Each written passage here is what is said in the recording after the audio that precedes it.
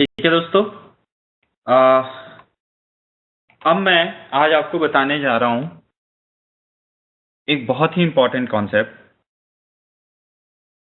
और इस कॉन्सेप्ट को आपको बहुत अच्छे से समझना जरूरी है अगर आप जो है जावा के अंदर मेथड ओवरलोडिंग और मेथड ओवरराइडिंग को समझना चाहते हैं।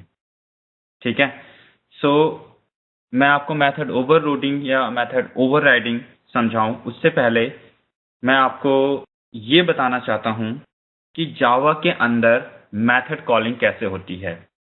अगर आप एक मेथड बना रहे हैं क्लास के अंदर अगर और आपने उस मेथड को कहीं पे कॉल किया है तो वो मेथड कॉल कैसे होता है, जेवीएम उस मेथड को कैसे रिजॉल्व करता है, उसको कैसे कॉल करता है और आपका कंपाइलर उस कोड को कैसे कंपाइल करके बाइट कोड जब उसको उस सोर्स कोड के लिए ट्रांसलेट करता है तो किस टाइप की इंफॉर्मेशन वो डॉट क्लास फाइल के अंदर लिखता है आपके लिए। ठीक है, सो पहले मैं आपको ये चीजें समझाऊंगा, इसके बाद हम लोग जो है ओवरलोडिंग और ओवरराइडिंग समझेंगे। एक बार आपने जावा की मैकेनिक्स को समझ लिया कि उसके अंदर मेथड कॉलिंग कैसे होती है, ट्रस्ट मी आपको ओवरलोडिंग और ओवरराइडिंग समझने में कभी कोई दिक्कत नहीं होगी, आप बहुत इजीली इसको समझ सकते हैं। ठीक है, सो चलिए देखते हैं कि जावा के अंदर मेथड कॉलिंग कैसे होती है। ओके,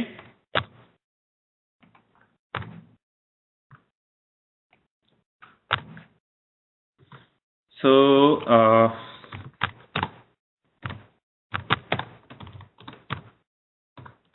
मेथड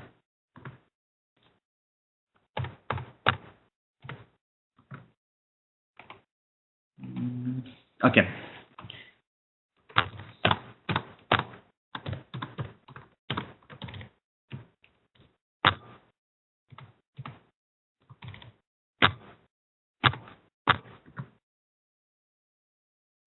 ठीक है, जैसा कि आप यहाँ पे देख सकते हैं मैंने एक क्लास बनाई है फू और इसके अंदर एक मेथड है जिसका नाम है कॉल। दूसरी क्लास है इनहेरिटेंस, उसके अंदर मेन मेथड है और इस मेन मेथड के अंदर मैंने फू क्लास का एक ऑब्जेक्ट बनाया है और कॉल मेथड को कॉल कर दिया है। सो एक बहुत ही सिंपल सा प्रोग्राम है और अगर मैं इसको रन करूंगा तो मेरा जो आउटपुट होगा वो इन फू मेथड आएगा, क्योंकि आपका जो है यहाँ से मैंने फू मेथड को यहाँ से मैंने कॉल मेथड को कॉल किया है और कॉल मेथड जब जेवीएम कॉल करेगा तो वो इस स्टेटमेंट को एग्जीक्यूट करेगा और आपका इनफू मेथड प्रिंट हो जाएगा। सो एक बहुत ही सिंपल प्रोग्राम है, बट अभी हमें इस मेथड यहाँ पे ये जो मेथड कॉल हुआ है इसके मैकेनिक्स को समझना है। ठीक है, सो लेट्स स्टार्ट दैट। आपको पता है कि जावा के अंदर दो चीजें होती हैं, एक है आपका सोर्स कोड पहले कंपाइल होता है और फिर आपका जेवीएम सिंटैक्स एरर चेक करने के बाद उस सोर्स कोड को बाइट कोड में ट्रांसलेट कर देता है और इस बाइट कोड को आपका जेवीएम रन करता है। सो दो बहुत ही इंडिपेंडेंट प्रोसेस है, कंपाइल रन। सोर्स कोड पहले कंपाइल होता है, बाइट कोड में ट्रांसलेट होता है, फिर ये बाइट कोड रन होता है। ये दोनों ही इंडिपेंडेंट प्रोसेस हैं। हमें दोनों ही प्रोसीजर्स को इन दोनों ही प्रोसेस को इंडिपेंडेंटली समझने की जरूरत है। हमें ये समझना है कि जब हमारा कंपाइलर हमारे कोड को कंपाइल करता है, मींस कंपाइल करता है, वो हमारे सोर्स कोड को वैलिडेट करता है, चेक करता है, हर एक स्टेटमेंट को चेक करता है कि वो ठीक लिखी हुई है या नहीं, वो एक वैलिड स्टेटमेंट है या नहीं, राइट। सो हमें ये जानने की जरूरत है कि हमारा जो कंपाइलर है वो कैसे चेक करता है कि पर्टिकुलर जो कोई स्टेटमेंट है वो वैलिड है या नहीं। ठीक है, पर्टिकुलरली मेथड कॉलिंग या अगर आप किसी ऑब्जेक्ट के ऊपर इंस्टेंस किसी वेरिएबल को कॉल कर रहे हैं, इस टाइप की चीजों को। ठीक है, सो आज मैं आपको उस मैकेनिक से फैमिलियर करवाने जा रहा हूं और ये बहुत ही इंपॉर्टेंट है। ठीक है, अगर आप जावा को इन डेप्थ में समझना चाहते हैं। ओके, सो चलिए इस ये जो कोड हमारे सामने लिखा हुआ है हम इसको कंपाइल करते हैं, ठीक है। और बेसिकली जो मेरा मेन इंटरेस्ट है वो इस स्टेटमेंट के अंदर है कि जब ये स्टेटमेंट को आपका कंपाइलर वैलिडेट करेगा तो वो इसको कैसे वैलिडेट करता है, ठीक है। ओके,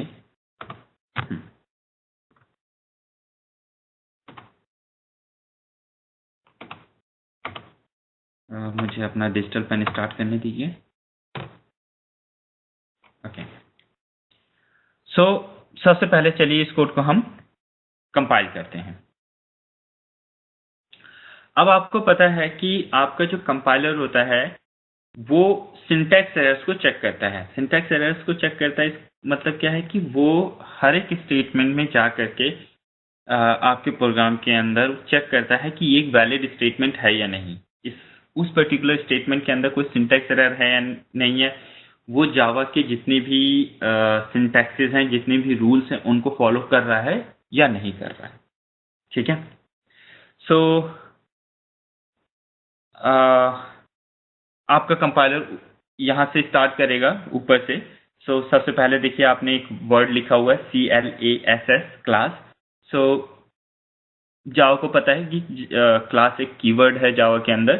सो ये ठीक है, ये एक आइडेंटिफायर है, एक वैलिड आइडेंटिफायर है। ओपनिंग ब्रेस, क्लोजिंग ब्रेस, तो आपकी क्लास ठीक से खत्म हो रही है। आपने यहाँ पे देखिए मेथड लिखा हुआ है, मेथड के आगे आपने उसका रिटर्न टाइप दिया है जो कि एज पर जावा का जो सिंटैक्स है वो मैंडेटरी है रिटर्न टाइप देना। सो ये भी ठीक है आपका, यहाँ पे कोई प्रॉब्लम नहीं है। उसी तरीके से जो है आपका कंपाइलर जो है इस स्टेटमेंट को भी जो है वैलिडेट करेगा।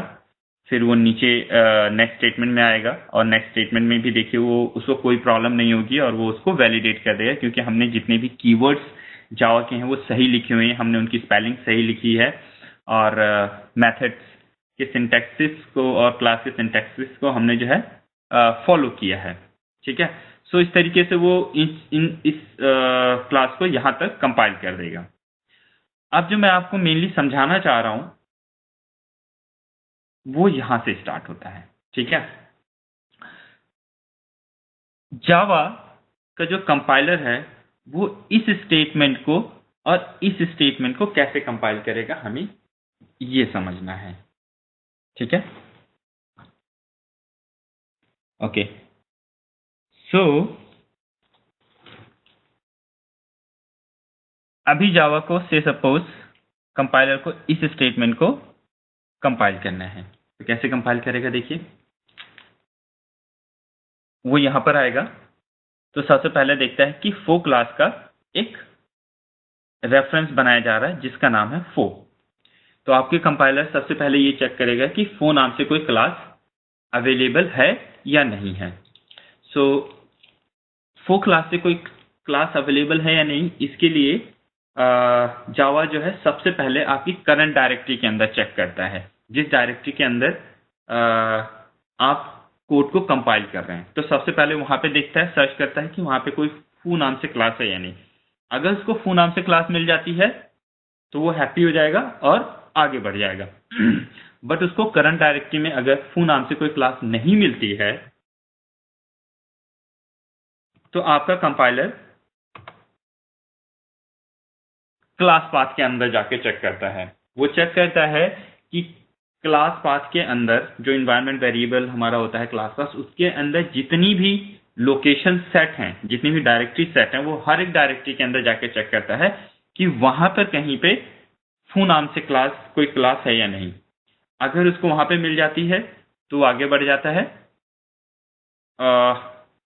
आगे की स्टेटमेंट्स को कंपाइल करना स्टार्ट कर देता है। बट उसको अगर वहां पर भी कोई क्लास नहीं मिलती है तो वो आपकी जो जेडीके है, ठीक है, या जेआरई जो है, उसके अंदर आपका बिन डायरेक्टरी के अंदर EXT करके एक्सटेंड करके एक फोल्डर होता है, उसके अंदर जाके चेक करता है कि कहीं ये क्लास वहां पे तो नहीं पड़ी है।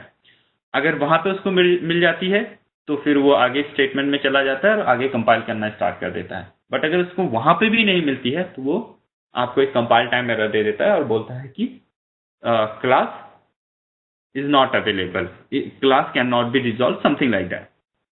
बट अभी हम इस एग्जाम्पल को समझेंगे। तो यहाँ पे देखिए वो foo क्लास उसको जो है उसी डायरेक्टरी के अंदर मिल जाएगी जहां पर आपका ये इनहेरिटेंस क्लास है, क्योंकि हमने यहाँ पे जो है foo क्लास को डिफाइन किया हुआ है। ओके, सो foo क्लास यहाँ पर है। सो आपका कंपाइलर बोलेगा उसको foo क्लास मिल गई, तो वो बोलेगा कि ये एक वैलिड स्टेटमेंट है, हम अभी आगे बढ़ सकते हैं। ठीक है, सो ये ठीक है। नेक्स्ट वो इस स्टेटमेंट में आएगा और वो यहां पे देखेगा कि ये जो रेफरेंस वेरिएबल का नाम है, ये क्योंकि एक आइडेंटिफायर है और जावा के अंदर आइडेंटिफायर लिखने के कुछ रूल्स होते हैं, ये उन रूल्स को फॉलो कर रहा है या नहीं। सो यहाँ पे हमारे केस में हमने वो सारे उन रूल्स को फॉलो किया हुआ है, सो वो कहेगा कि ये भी एक वैलिड स्टेटमेंट है। अभी नेक्स्ट स्टेप पे जाते हैं। नेक्स्ट स्टेप इक्वल साइन लगाया हुआ है, कोई प्रॉब्लम नहीं है। न्यू कीवर्ड का यूज किया हुआ आपने, सो ये भी आप जो है एक क्लास के साथ नेक्स्ट जो हमारा क्लास का नाम लिखा हो तो उसके साथ आप यूज कर सकते हैं। सो वो इसको भी वैलिड मानेगा और नेक्स्ट स्टेप में आएगा। अभी जब वो यहां पर आएगा तो अगेन उसको ये सर्च करना है कि जिस क्लास का ऑब्जेक्ट इस क्लास का, क्योंकि रन टाइम पर ऑब्जेक्ट बनेगा, तो ये क्लास अवेलेबल है या नहीं, ये कोई वैलिड क्लास का नाम है या नहीं। सो अगेन वो इस क्लास को सर्च करेगा। तो दोस्तों क्योंकि यहाँ पे ऑलरेडी हमारे पास एक foo डॉट क्लास पड़ी हुई है, तो बोलेगा कि foo क्लास तो अवेलेबल है, सो ठीक है ये। बट आपका कंपाइलर ये भी वैलिडेट करेगा कि रन टाइम पर जब इस क्लास का ऑब्जेक्ट बनेगा, क्योंकि कंपाइलर तो ऑब्जेक्ट नहीं बनाता है, ध्यान में रखिएगा, कंपाइलर आपका ऑब्जेक्ट नहीं क्रिएट करता है, कंपाइलर सिर्फ वैलिडेट करता है, कंपाइलर ऑब्जेक्ट क्रिएट नहीं करता है। आपका ऑब्जेक्ट कौन क्रिएट करेगा? जेवीएम क्रिएट करेगा। सो वो इस पॉइंट पे ये देखता है, ये वैलिडेट करता है कि ये जो foo है, ये जो आपका foo क्लास है, इसका ऑब्जेक्ट इस रेफरेंस के अंदर असाइन किया जा सकता है या नहीं। रन टाइम पे जब इसका ऑब्जेक्ट बनेगा तो न्यू ऑपरेटर इसका जो है उस मेमोरी लोकेशन का, उस ऑब्जेक्ट का रेफरेंस रिटर्न करेगा जिसको इस वेरिएबल के अंदर स्टोर करना है। वो ये चेक करेगा कि इसका रेफरेंस यहाँ पे स्टोर किया जा सकता है या नहीं। इस पर्टिकुलर केस में जो ऑब्जेक्ट का टाइप है, जिस टाइप का ऑब्जेक्ट बन रहा है, और जो रेफरेंस का टाइप है, क्योंकि दोनों सेम है, तो यहाँ पे कोई प्रॉब्लम नहीं है।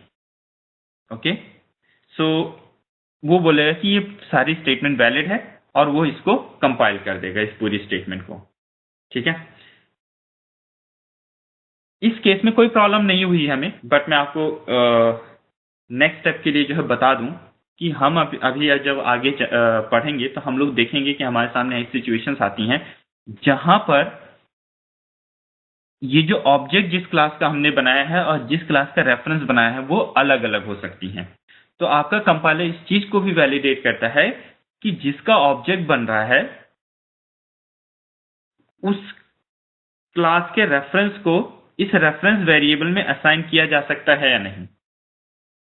ठीक है, सो वो क्या सिनेरियो होगा, वो कैसे होगा, वो हम आगे चल के देखेंगे। ठीक है, सो आपका अभी के लिए आप ये समझ लीजिए कि आपके कंपाइलर ने जो है इस कोड को कंपाइल कर दिया सक्सेसफुली, क्योंकि इसके अंदर उसको कोई सिंटैक्स एरर नहीं लगी। हमने जो है जिस क्लास का ऑब्जेक्ट बनाया है उसी क्लास के रेफरेंस वेरिएबल में उसको असाइन किया है। ठीक है, अब जो सबसे इंपॉर्टेंट स्टेटमेंट है हमारे लिए अभी वो ये है। अभी आपके कंपाइलर को यहां पर ये वैलिडेट करना है कि ये जो स्टेटमेंट है ये वैलिड स्टेटमेंट है या नहीं है। अब वो कैसे वैलिडेट करेगा इसको, वो देखते हैं। आपने कहा foo.call, आपके कंपाइलर को वैलिडेट करना है कि foo रेफरेंस के ऊपर इस कॉल मेथड को कॉल किया जा सकता है या नहीं। क्यों? क्योंकि जेवीएम को इस स्टेटमेंट को एग्जीक्यूट करना है रन टाइम पर, बट कंपाइलर की रिस्पॉन्सिबिलिटी है कि वो जेवीएम को एकदम अच्छा कोड दे, उसमें कोई सिंटैक्स एरर ना हो। तो कंपाइलर को इसको वैलिडेट करना पड़ेगा। अब आपको मैंने अभी जस्ट थोड़ी देर पहले बताया कि कंपाइलर ऑब्जेक्ट क्रिएट नहीं करता है, कंपाइलर के पास ऑब्जेक्ट नहीं है।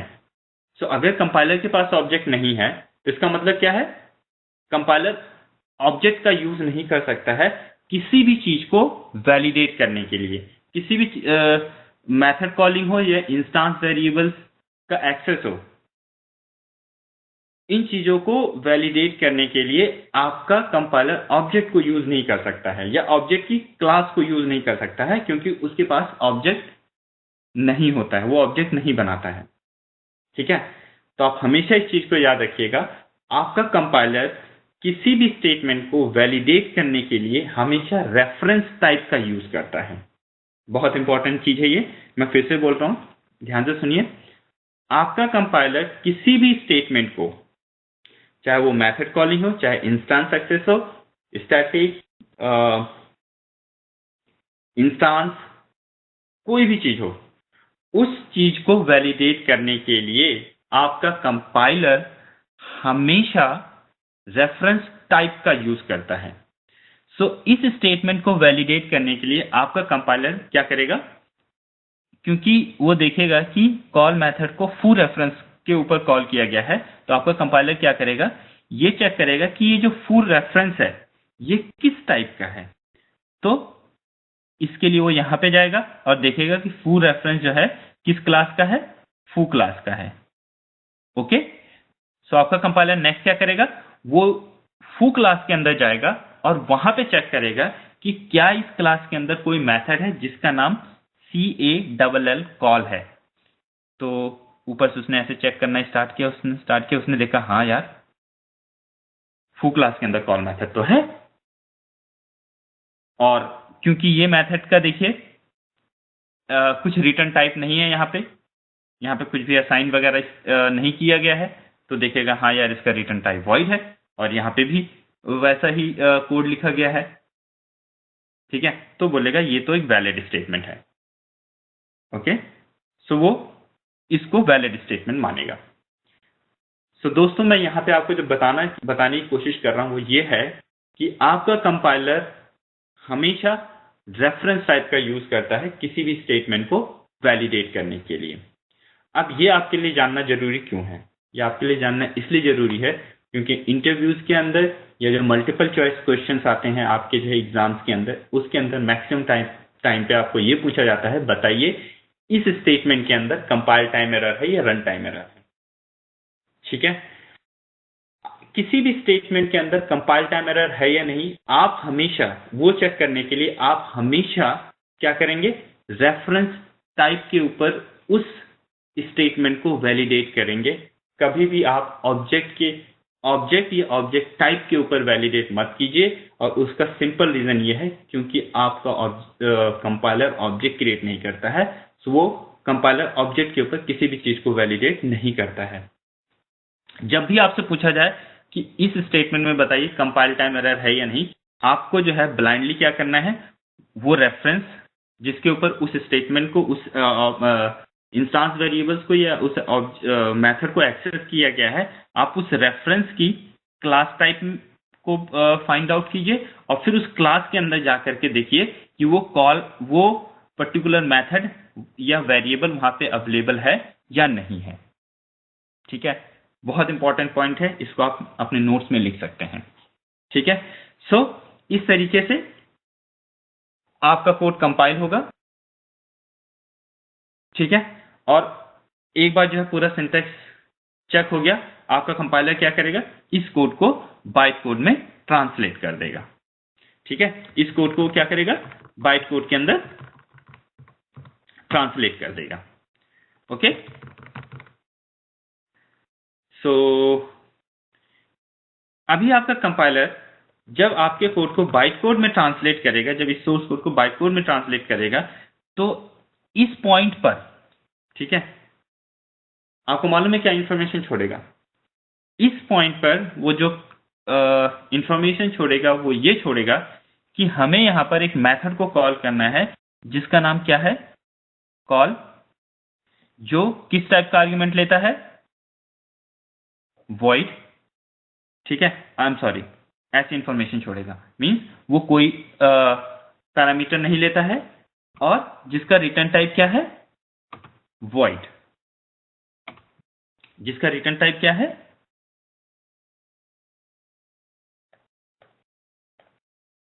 वॉइड। आपका कंपाइलर ये इंफॉर्मेशन छोड़ेगा आपके जेवीएम के लिए। जब ये कोड जो है आपका ट्रांसलेट होगा तो क्या बोलेगा कि इस पॉइंट पर आपको एक ऐसे मेथड को कॉल करना है जिसका नाम कॉल है, जो कुछ पैरामीटर नहीं लेता है और जिसका रिटर्न टाइप वॉइड हो। ठीक है, मैं इस चीज को आपको बाइट कोड के अंदर भी दिखा सकता हूं। चलिए एक बार देख लेते हैं। ओके, सो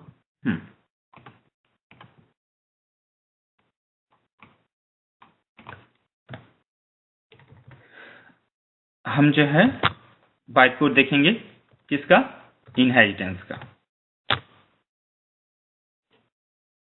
ओके, आप यहां पे देखिए, एक सेकेंड मुझे पेन लेनी दीजिए।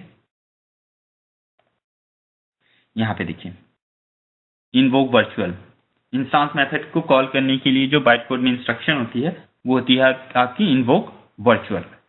देखिए यहां पे जो कमेंट्स में लिखा भी हुआ है,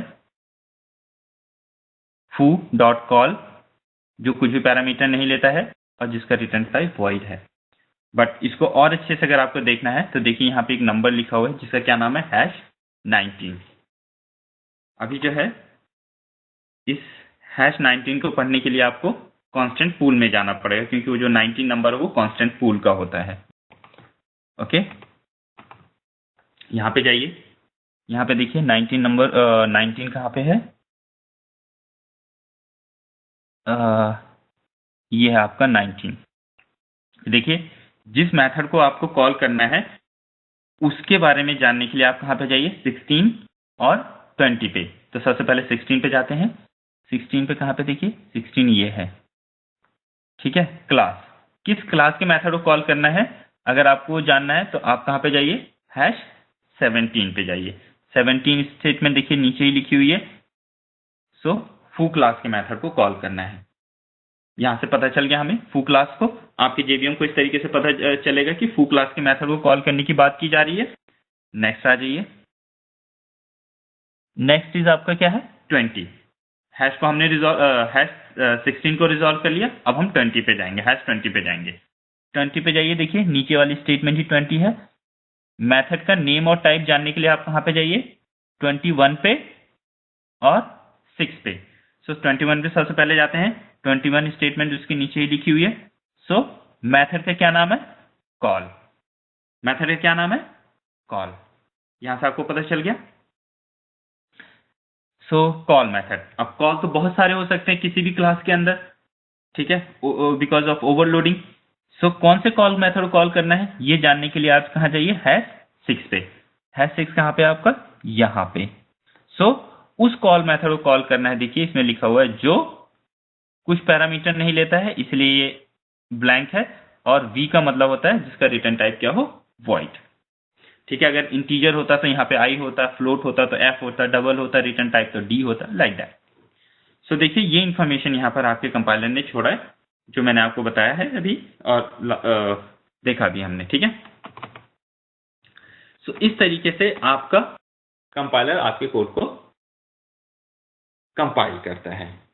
ओके, अब हम इस कोड को रन करेंगे और देखते हैं कि ये रन कैसे होगा, आपका जेवीएम इस प्रोग्राम को रन कैसे करेगा। ओके, सो इस प्रोग्राम को रन करने के लिए आपको क्या करना होगा, जावा कमांड चलानी होगी। वो आप कुछ इस तरीके से चलाएंगे, जावा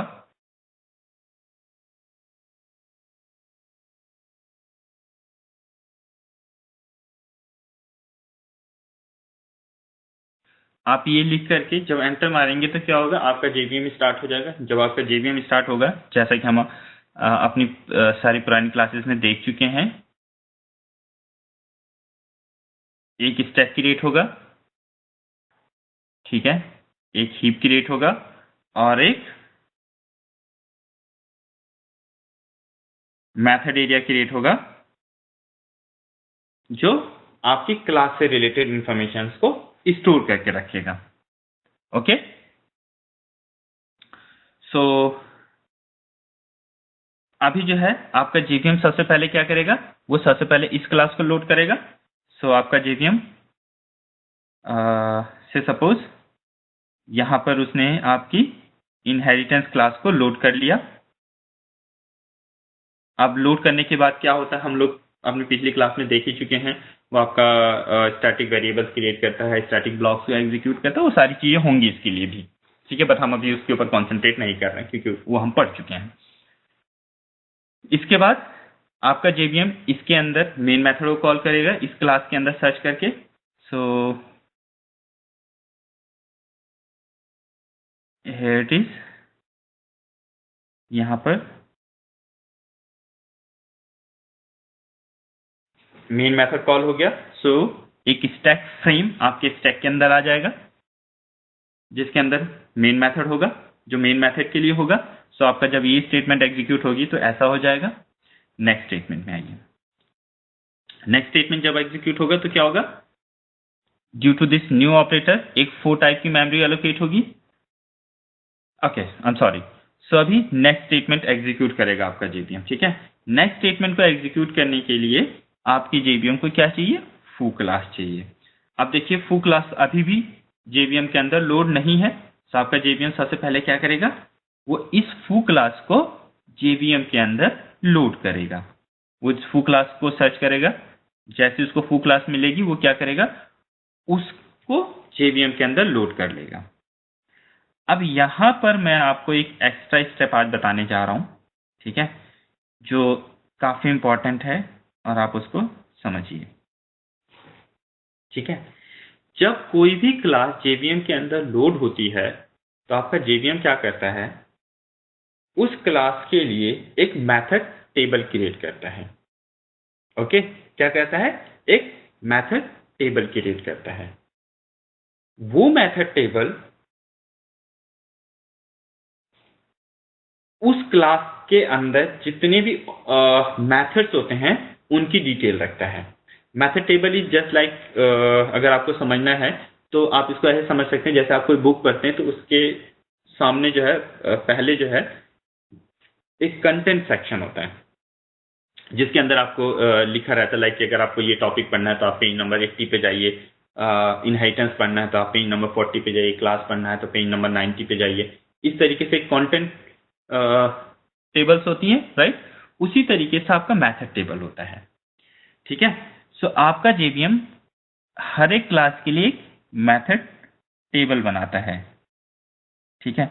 मेथड टेबल एक्चुअली इसने इस क्लास के लिए भी बनाई थी, बट मैंने डिस्कस नहीं किया क्योंकि वो अभी हमें जो इंटरेस्ट है वो इस फू क्लास के अंदर है, ठीक है। ये सारे काम हर एक क्लास के लिए होते हैं, ठीक है दोस्तों। अब हम मेथड टेबल बनाएंगे किसके लिए, फू क्लास के लिए, क्योंकि फू क्लास अभी जो है JVM के अंदर लोड हो रही है। तो जैसे जब क्लास कोई भी क्लास लोड होती है तो जैसे हमने लास्ट क्लास में देखा था स्टैटिक वेरिएबल्स इनिशियलाइज होते हैं, static variables static block initialize call होता है, उसी तरीके से एक मेथड टेबल भी क्रिएट होती है। अब इस मेथड टेबल के अंदर इस क्लास के अंदर जितने भी ऑब्जेक्ट्स हैं उन सबकी एंट्री होती है। आप देखिए इसके अंदर कौन कौन से ऑब्जेक्ट हैं, सॉरी कौन कौन से मेथड्स हैं इस क्लास के अंदर। कॉल मेथड, ये तो आपको दिखाई दे रहा है, बट अभी हमने थोड़ी देर पहले ही पढ़ा था कि जावा की हर क्लास ऑब्जेक्ट क्लास को जरूर एक्सटेंड करती है। सो ये क्लास देखिए किसी को एक्सटेंड नहीं कर रही है, तो एक्चुअली ये क्लास किसको एक्सटेंड कर रही होगी, ऑब्जेक्ट क्लास को, राइट। सो इस क्लास के अंदर इस क्लास के लिए जो है जो मेथड टेबल बनेगी उसके अंदर सबसे पहले ऑब्जेक्ट क्लास के मेथड्स की एंट्री होगी, ठीक है। So this is the rule. Method table के अंदर सबसे पहले पेरेंट क्लास के मेथड्स की एंट्री होती है, ठीक। इसके बाद जो है चाइल्ड क्लास के मेथड्स की एंट्री होती है। सो क्योंकि फू क्लास जो है किसी क्लास को एक्सटेंड नहीं कर रही, तो किसको एक्सटेंड करेगी? ऑब्जेक्ट क्लास को। सो यहाँ पर सबसे पहले ऑब्जेक्ट क्लास के मेथड्स की एंट्री होगी। सो ऑब्जेक्ट क्लास के अंदर मेथड्स हैं, जैसे आपका इक्वल्स है, राइट, फिर उसके अंदर जो है टू स्ट्रिंग है, लाइक दैट। सो वो सारी एंट्रीज यहाँ पे होगी, मैं आपको बता रहा हूँ। बट आप देखिए, सबसे पहले ये क्या है, उसका सीक्वेंस नंबर, ये मेथड का नेम है। अब यहाँ पर एक पॉइंटर होता है, ये पॉइंटर जो है उस लोकेशन को पॉइंट करता है जहां पर वो मेथड की बॉडी स्टार्ट होती है। सो कहने का क्या मतलब है, अगर इक्वल्स मेथड को एग्जीक्यूट करना है तो आप इस मेमोरी लोकेशन पे जाइए और यहां से मेथड की बॉडी को एग्जीक्यूट करना स्टार्ट कर दीजिए। ठीक है, ये होता है आपका बेसिकली, वो एक मेथड का रेफरेंस रखता है। ठीक है, जिससे उसको पता चल जाता है कि मेथड को किस मेमोरी लोकेशन पे जाकर के, मेथड की बॉडी को किस मेमोरी लोकेशन पे जाकर के एग्जीक्यूट करना है। उसी तरीके से दूसरा इसके अंदर मेथड है, जैसे हमारा वेट मेथड है। ठीक है, ये वो बोलेगा कि अगर आपको वेट मेथड कॉल करना है तो आप इस मेमोरी पे जाइए और यहाँ से कोड को एग्जीक्यूट कीजिए। सो इस तरीके से इसके ऑब्जेक्ट क्लास के अंदर और भी जितने भी मेथड्स हैं उनकी एंट्री हो जाएगी। ठीक है, इसके बाद जो है, जब मेथड ऑब्जेक्ट क्लास के जितने भी मेथड्स उनकी एंट्री हो जाएगी, उसके बाद जो है वो इस मेथड की एंट्री करेगा, फू क्लास के मेथड्स की एंट्री करेगा। तो फू क्लास के अंदर कौन सा मेथड है? कॉल मेथड है। तो यहाँ पे इस तरीके से उसकी मेथड की एंट्री करेगा, कॉल। कौन सा कॉल मेथड है? जो कुछ पैरामीटर नहीं लेता है और जिसका रिटर्न टाइप क्या है? वॉइड।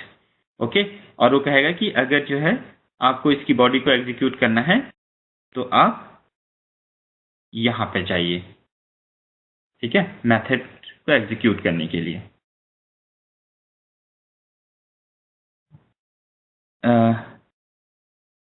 मेथड को एग्जीक्यूट करने के लिए, विच एक्चुअली कौन सी लोकेशन है? ये वाली लोकेशन है, राइट, है ना, कि अगर आपको कॉल मेथड को एग्जीक्यूट करना है तो आप इस लोकेशन पे जाइए, और इस लोकेशन पे क्या पड़ा हुआ है? ये वाली आपकी मेथड की बॉडी पड़ी हुई है। ठीक है, इस तरीके से आपका मेथड टेबल बनता है। सो हमारी क्लास पूरी तरीके से लोड हो गई जेवीएम के अंदर। अब नेक्स्ट स्टेप क्या है? एक्चुअली क्लास क्यों लोड की गई थी? क्योंकि हमें ऑब्जेक्ट क्रिएट करना था। सो नेक्स्ट स्टेप में आपका जो जेवीएम क्या करेगा? फू टाइप का ऑब्जेक्ट क्रिएट कर देगा। अब क्योंकि देखिए फू क्लास के अंदर कोई भी इंस्टांस वेरिएबल नहीं है, तो इसके अंदर कोई इंस्टांस वेरिएबल नहीं होगा, लेकिन फिर भी इस ऑब्जेक्ट के अंदर एक पॉइंटर होता है। मतलब इसके पास कुछ एक ऐसी इंफॉर्मेशन होती है, हर एक ऑब्जेक्ट के पास होती है वो। ओके, वो हर एक ऑब्जेक्ट के पास होती है। मैं आपको समझाने के लिए एक छोटा सा चेंज करता हूं अपने प्रोग्राम के अंदर। सपोज मैं यहाँ पे इंटीजर एक्स कर देता हूँ, ठीक है, ताकि सबको अच्छे से समझ में आ जाए। ओके, सो नाउ से सपोज अगर यहाँ पे इंटीजर एक्स है इंस्टांस वेरिएबल, तो क्या होगा? आपका ऑब्जेक्ट इस तरीके से बनेगा, एक्स, और यहाँ पे क्या हो जाएगा? 0। ठीक है, बट यहां पर एक पॉइंटर होगा जो इस मेथड एरिया के अंदर इस मेथड टेबल को पॉइंट कर रहा होगा। ओके, अभी तक इससे पहले जितने भी डायग्राम बनाए थे मैंने ये वाली फील्ड नहीं बनाई थी, क्योंकि ये वो चीज हमने, ये वाली चीज अभी तक हमने नहीं पढ़ी थी। अब हमने पढ़ लिया, तो मैं हर एक डायग्राम के अंदर ये वाला फील्ड भी बनाया करूंगा हर एक ऑब्जेक्ट के साथ। सो ऑब्जेक्ट जो है एक रेफरेंस होता है ऑब्जेक्ट के पास, जो इस मेथड टेबल को पॉइंट कर रहा होता है। सो कहने का मतलब इन शॉर्ट में ये है कि हर एक ऑब्जेक्ट को ये पता होता है कि वो किस क्लास का ऑब्जेक्ट है। ठीक है, और उसके ऊपर कौन कौन से मेथड्स को इन्वोक किया जा सकता है, कॉल किया जा सकता है। सो यही यहां पे मैं बताना चाह रहा हूं कि ऑब्जेक्ट के पास ये इंफॉर्मेशन होती है कि उसके ऊपर कौन कौन से मेथड्स को कॉल किया जाता है। सो ऑब्जेक्ट आपका क्रिएट होगा। अब न्यू ऑपरेटर क्या करेगा? इसका जो रेफरेंस है वो रिटर्न करेगा, जिसको आपने कहां पे स्टोर किया है? फू के अंदर। और आपको जैसा कि पता है, ये जो फू रेफरेंस है, जो फू टाइप का ही है, फू रेफरेंस कहाँ क्रिएट होगा आपका? स्टैक के अंदर। सो फू रेफरेंस क्रिएट हो गया। इसके अंदर क्या जाएगा? 0 1 1। सो इसका मतलब क्या हो गया? ये फू इस ऑब्जेक्ट को पॉइंट कर रहा है। ओके। सो अभी तक हमने जो है कुछ नया नहीं सीखा, सिर्फ इतना सीखा आज की क्लास में अभी तक कि जब क्लास लोड होती है तो उसका मेथड टेबल क्रिएट, उस क्लास के लिए एक मेथड टेबल क्रिएट होता है। मेथड टेबल के अंदर उस क्लास के अंदर जितने भी मेथड्स होते हैं उनकी इंफॉर्मेशन होती है। और ऑब्जेक्ट के अंदर जो है, ऑब्जेक्ट जब हमारा क्रिएट होता है तो वो ऑब्जेक्ट के पास एक और फील्ड होती है जो मेथड एरिया के अंदर उस जिस क्लास का वो ऑब्जेक्ट होता है उस क्लास की मेथड टेबल को पॉइंट कर रहा होता है। So like this. सो अभी आपकी जब ये स्टेटमेंट एग्जीक्यूट होगी तो इस तरीके से आपका JVM दिखाई देगा। अभी आप नेक्स्ट स्टेटमेंट में आ जाइए।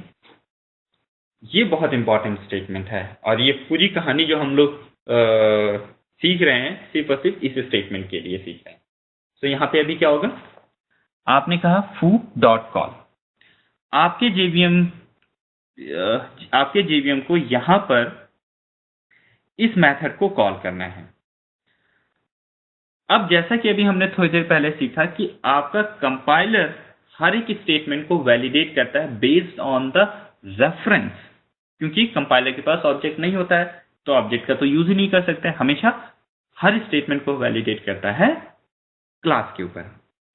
बट क्योंकि आपके JVM के पास ऑब्जेक्ट है तो आपका जो JVM है हर एक मेथड को, हर एक इंस्टांस वेरिएबल को ऑब्जेक्ट की हेल्प से यूज करता है या एक्सेस करता है, क्योंकि उसके पास ऑब्जेक्ट है, उसने ऑब्जेक्ट क्रिएट कर लिया है।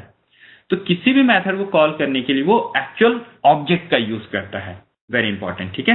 एक्चुअल ऑब्जेक्ट का यूज करता है। सो अभी क्योंकि आपने JVM को बोला आप foo.call मेथड को कॉल कीजिए, तो आपका JVM क्या करेगा? ये जो foo रेफरेंस है, ये जिस ऑब्जेक्ट को पॉइंट कर रहा है वो उसके पास जाएगा। आपका JVM इस foo ऑब्जेक्ट के पास चला गया, राइट? अब अगर आप यहां पे देखें तो ऑब्जेक्ट के पास इंस्टांस वेरिएबल की इंफॉर्मेशन तो डायरेक्टली अवेलेबल रहती है, बट उसके पास मेथड की इंफॉर्मेशन नहीं है, राइट? उसके पास मेथड की इंफॉर्मेशन नहीं है। सो आपका JVM क्या करेगा? वो इस रेफरेंस को पकड़ेगा और इस रेफरेंस को पकड़ करके इस मेथड टेबल के अंदर आएगा और इस मेथड टेबल के अंदर जाके सर्च करेगा कि क्या कोई यहाँ पे मेथड की एंट्री है जिसका नाम CALL कॉल हो, जो कुछ पैरामीटर नहीं ले रहा हो और जिसका रिटर्न टाइप वॉइड हो। तो ऐसे देखेगा 1 2 3 4, देखिए यहाँ पर उसको मिल जाएगा। तो क्या करेगा? वो इस रेफरेंस को पकड़ेगा और इस रेफरेंस को पकड़ के इस मेमोरी लोकेशन पे जाएगा और यहां से सारे कोड्स को एग्जीक्यूट कर देगा। सो इस मेमोरी लोकेशन पे कौन सा कोड एक्चुअली पड़ा होगा दोस्तों? ये वाला कोड पड़ा होगा। सो आपका JVM इस बॉडी को एग्जीक्यूट कर देगा, ठीक है? सो जावा जो है इस तरीके से किसी मेथड को कॉल करता है। ओके। सो हमने दो तीन चीजें सीखी हैं जो मैं एक बार फिर से जो है समराइज कर देता हूं। पहली चीज तो ये है कि आपका कंपाइलर हमेशा क्या करता है? रेफरेंस के ऊपर किसी भी स्टेटमेंट को वैलिडेट करता है, बट आपका ऑब्जेक्ट एक्चुअल ऑब्जेक्ट के ऊपर, क्योंकि उसने एक्चुअल ऑब्जेक्ट क्रिएट कर दिया है तो एक्चुअल ऑब्जेक्ट के ऊपर जाता है और मेथड्स को कॉल करता है। Very important. Okay, good. अब मैंने आपको इतनी सारी चीजें बताई, देखिए मैंने क्यों बताई हैं। अगर आपको ये समझ में आया है तो ट्रस्ट मी, आपको अब कभी भी किसी चीज में प्रॉब्लम नहीं आएगी। ओवरलोडिंग, ओवरराइडिंग जैसे कॉन्सेप्ट आप बहुत ही इजीली समझ सकते हैं, ठीक है? मैं एग्जांपल लिख रहा हूँ एक, इसको यहाँ पे बनाएंगे।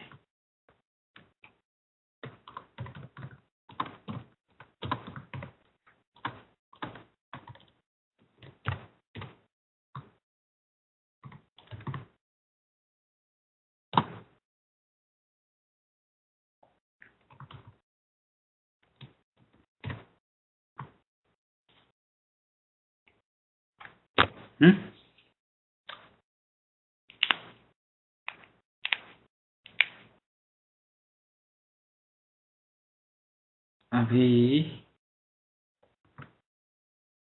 ये क्या, यहाँ पे हम कहते हैं एक और वेरिएबल बनाएंगे इंटीजर y।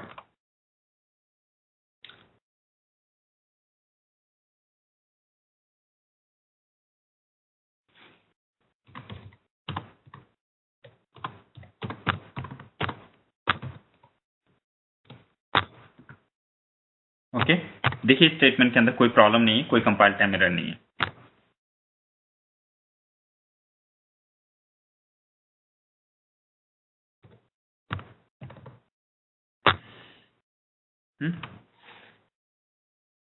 आपसे इंटरव्यू के अंदर पूछा जाएगा या पूछा जा सकता है कि बताइए इस स्टेटमेंट के अंदर कोई कंपाइल टाइम एरर है या नहीं है। आपको जो है, आपका जो इंटरव्यूअर है शायद वो नोटबुक के ऊपर किसी पेपर के ऊपर एक ऐसा क्वेश्चन लिखेगा, आपसे पूछेगा बताइए यहाँ पे कोई कंपाइल टाइम एरर है या नहीं। ट्रस्ट मी, आप में से बहुत सारे लोग बोलेंगे कि इसके अंदर कोई कंपाइल टाइम एरर नहीं, बट जिन लोगों ने आज की क्लास को अच्छे से समझा है, ठीक है, वो इसको देखते ही बता देंगे कि यहाँ पे कंपाइल टाइम एरर है। क्यों कंपाइल टाइम एरर है इस स्टेटमेंट के अंदर, क्यों कंपाइल टाइम एरर है? क्योंकि हमने अभी थोड़ी देर पहले ही सीखा था कि आपका कंपाइलर जब इस स्टेटमेंट को कंपाइल करेगा तो कैसे कंपाइल करेगा? f1.i उसको वैलिडेट करना है कि ये वैलिड स्टेटमेंट है या नहीं। f1 रेफरेंस के ऊपर आप y वेरिएबल को कॉल कर सकते हैं नहीं, यूज कर सकते हैं नहीं, उसको इस स्टेटमेंट को वैलिडेट करना है। तो आपका कंपाइलर क्या करेगा? याद रखिए फिर से, कंपाइलर के पास ऑब्जेक्ट नहीं है, कंपाइलर ऑब्जेक्ट क्रिएट नहीं करता है, तो आपका कंपाइलर क्या करेगा? f1 किस टाइप का रेफरेंस है? फू टाइप का। आपका कंपाइलर कहां जाएगा? फू क्लास के अंदर जाएगा और इस फू क्लास के अंदर चेक करेगा कि क्या यहाँ पे कोई y नाम से वेरिएबल है या नहीं है। तो आप देखिए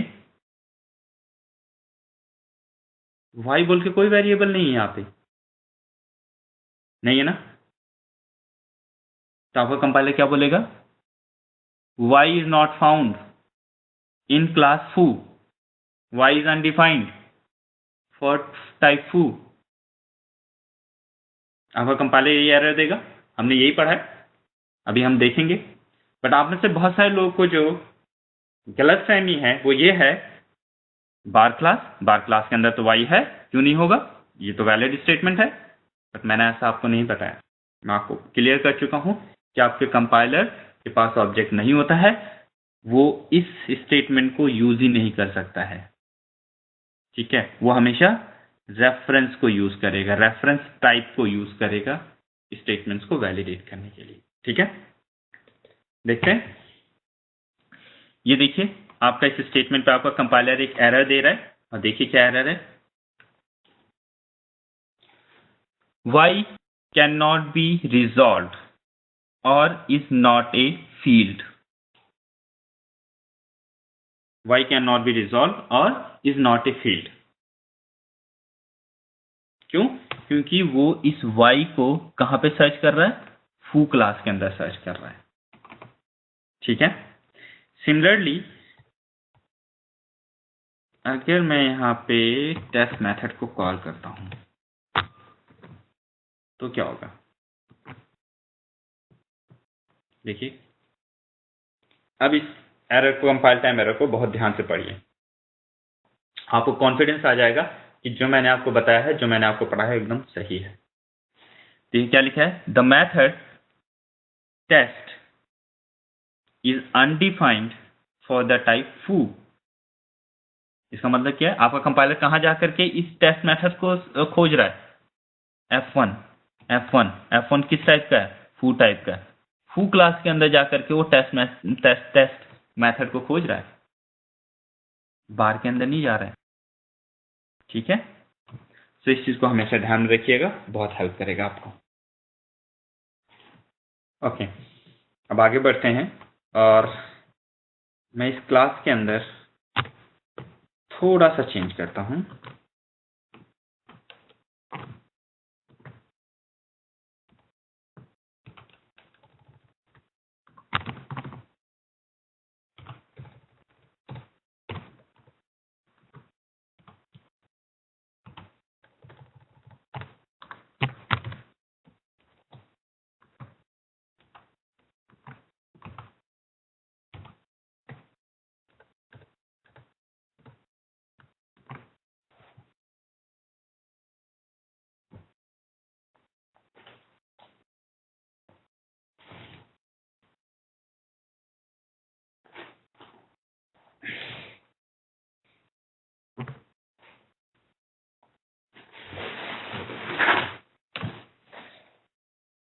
ओके,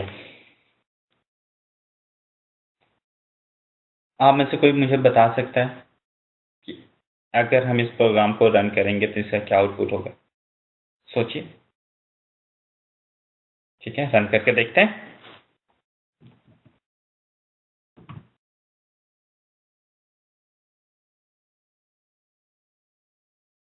नहीं, हम इसको अभी रन नहीं करते हैं।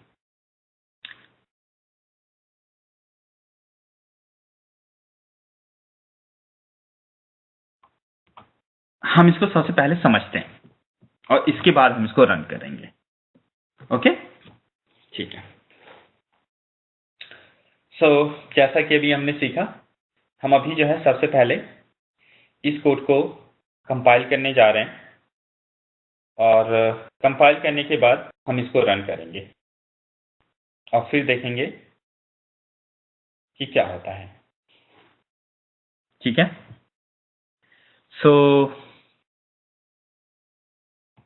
इसको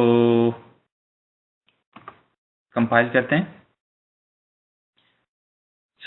आपका ऑब्वियसली कंपाइलर जो है सारे स्टेटमेंट्स को कंपाइल करेगा जो भी यहाँ पे कोड लिखा है, बट मेरा जो इंटरेस्ट है वो इन दोनों स्टेटमेंट्स पे है। मैं यहाँ पे जो है कॉन्सेंट्रेट करूंगा। आपका कंपाइलर यहाँ पर आएगा, इस स्टेटमेंट में आएगा, वो देखेगा कि फू नाम से रेफरेंस वेरिएबल बनाया गया है, तो वो चेक करेगा कि फू बोल करके कोई क्लास है या नहीं है। ठीक है, वो देखेगा हाँ यहाँ पे फू क्लास तो अवेलेबल है, तो उसने बोला ये तो ठीक है, बराबर। फिर हमने एक जो है रेफरेंस वेरिएबल क्रिएट किया जिसका नाम f1 है, जो एक आइडेंटिफायर है। आइडेंटिफायर के जो रूल्स हैं जावा के अंदर वो इसको फॉलो करता है, तो वो बोलता है ये भी ठीक है। इक्वल ऑपरेटर आपने लगाया है, ये भी ठीक है। नेक्स्ट स्टेटमेंट में आइए। अब आपने क्या बोला? न्यू ऑपरेटर का आपने यूज किया है, this one is also okay. Next आ जाइए। आपने बार क्लास का ऑब्जेक्ट बनाने की कोशिश किया है, कंपाइलर बोलता है मैं तो बार क्लास का ऑब्जेक्ट नहीं बना पाऊंगा, मैं बनाता नहीं हूं, बट जेपीएम बनाएगा, तो मुझे ये चेक करना पड़ेगा कि बार कोई क्लास एग्जिस्ट करती है या नहीं। तो वो ऐसे जाके देखेगा, तो उसने देखा हाँ यार बार क्लास अवेलेबल है, तो उसने बोला ये स्टेटमेंट भी ठीक है। बट आपके कंपाइलर को यहाँ पे एक और चीज वैलिडेट करने की जरूरत है, और वो क्या है कि रन टाइम पर जब इस क्लास का ऑब्जेक्ट बनेगा बार का, उस ऑब्जेक्ट को रेफरेंस को हम फू क्लास के रेफरेंस में जिसका नाम f1 है उसके अंदर हम असाइन कर सकते हैं या नहीं, ये कंपैटिबिलिटी है या नहीं। इस क्लास के ऑब्जेक्ट के रेफरेंस को इस रेफरेंस वेरिएबल के अंदर असाइन किया जा सकता है या नहीं, आपके कंपाइलर को ये भी वैलिडेट करने की जरूरत है। ओके, कैसे वैलिडेट करेगा? वो देखेगा कि यार जो ऑब्जेक्ट मेरा बन रहा है वो बार क्लास का है, जो रेफरेंस वेरिएबल के अंदर उसको असाइन है करना है वो फू टाइप का है। ठीक है, रेफरेंस फू टाइप का है, ऑब्जेक्ट बन रहा है बार टाइप का, तो बोलेगा ये तो अलग अलग है। अभी ये कैसे पॉसिबल है?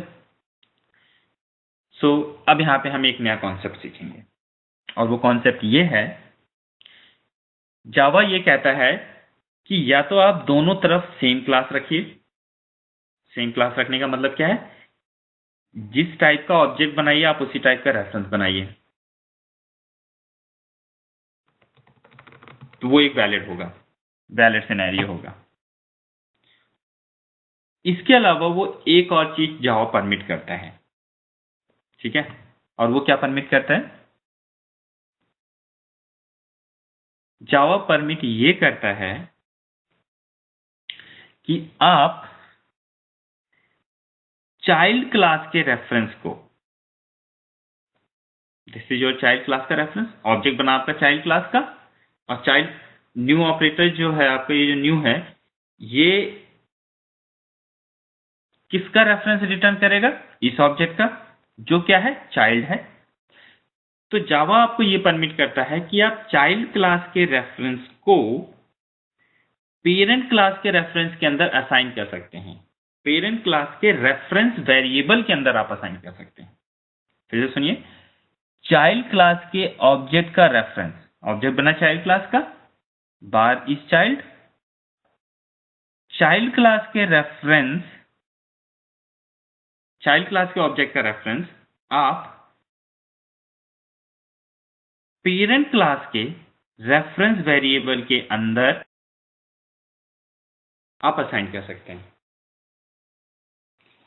सो ये जावा का रूल है, तो उस जावा के रूल के हिसाब से ये वैलिड स्टेटमेंट है। तो आपके कंपाइलर ने कहा यार ये तो ठीक है, क्योंकि जावा अलाउ करता है कि चाइल्ड क्लास के ऑब्जेक्ट का रेफरेंस जो है वो पेरेंट क्लास के रेफरेंस वेरिएबल के अंदर, पेरेंट क्लास के रेफरेंस वेरिएबल के अंदर असाइन किया जा सकता है। तो उसने इसको बोल दिया इट्स ओके। अब हम नेक्स्ट क्लास में ये देखेंगे, सीखेंगे कि जावा ऐसा अलाउ क्यों करता है और जावा अदर वे अराउंड अलाउ क्यों नहीं करता है। इसके ऊपर भी हम अपना डिस्कशन करेंगे। वैलिड स्टेटमेंट में गुड। नेक्स्ट स्टेटमेंट में आप आ जाइए। ठीक है, ये नेक्स्ट स्टेटमेंट में क्या होगा, f1 डॉट कॉल, क्या है यहाँ पे, f1 डॉट कॉल। ओके, क्या होगा, आपके कंपाइलर को यहाँ पे इस स्टेटमेंट को वैलिडेट करना है, कंपाइल करना है। सो आपका कंपाइलर क्या करेगा, f1 इस स्टेटमेंट को वैलिडेट करने के लिए कि ये एक वैलिड स्टेटमेंट है या नहीं, इस f1 के ऊपर इस कॉल मेथड को कॉल किया जा सकता है नहीं, ये जानने के लिए आपका कंपाइलर क्या करेगा, f1 जो है किस टाइप का है, फू टाइप का है। तो आपका कंपाइलर कहां जाएगा, फू क्लास के अंदर जाएगा। कहां जाएगा, फू क्लास के अंदर जाएगा। फू क्लास के अंदर वो ये चेक करेगा कि क्या यहाँ पे कोई मेथड है जिसका नाम CALL कॉल है, जो कुछ भी पैरामीटर नहीं लेता है और जिसका रिटर्न टाइप वॉइड है। तो फू क्लास के अंदर आपका कंपाइलर गया, उसने देखा हाँ यार यहाँ पे तो एक मेथड है जिसका नाम कॉल है और जो कुछ पैरामीटर नहीं लेता है और जिसका रिटर्न टाइप वॉइड है। तो उसने बोला ये this is a valid statement. Point to be noted क्या है कि आपका कंपाइलर फू क्लास के अंदर गया है इस मेथड को चेक करने के लिए। ओके, बार क्लास के अंदर नहीं गया आपका कंपाइलर। ठीक है, और ऐसा क्यों है, ऐसा सिर्फ और सिर्फ इसलिए है कि आपके कंपाइलर के पास कंपाइल टाइम पर ऑब्जेक्ट की इंफॉर्मेशन नहीं होती है। आपका कंपाइलर ऑब्जेक्ट नहीं बनाता है, उसके पास सिर्फ और सिर्फ रेफरेंस टाइप की इंफॉर्मेशन होती है। ओके, अब हम इसको बाइट कोड में देखते हैं कि जो मैंने आपको बताया है वो ठीक है या नहीं है।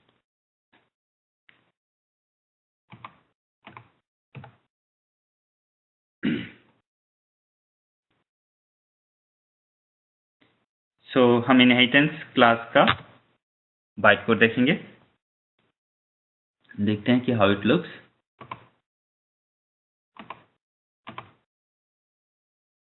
सो यहां पे देखिए आपका invoke virtual, okay, instance method को क्रिएट करने के लिए है #19। तो आपको इस किस मेथड को कॉल करना है ये जानने के लिए आपका JVM कहां जाएगा, जब इस बाइट कोड का एग्जीक्यूट करेगा कांस्टेंट पूल के अंदर जाएगा #19 के ऊपर। ओके, #19 के ऊपर जाके देखते हैं क्या है। ये देखिए आपका कांस्टेंट पूल है।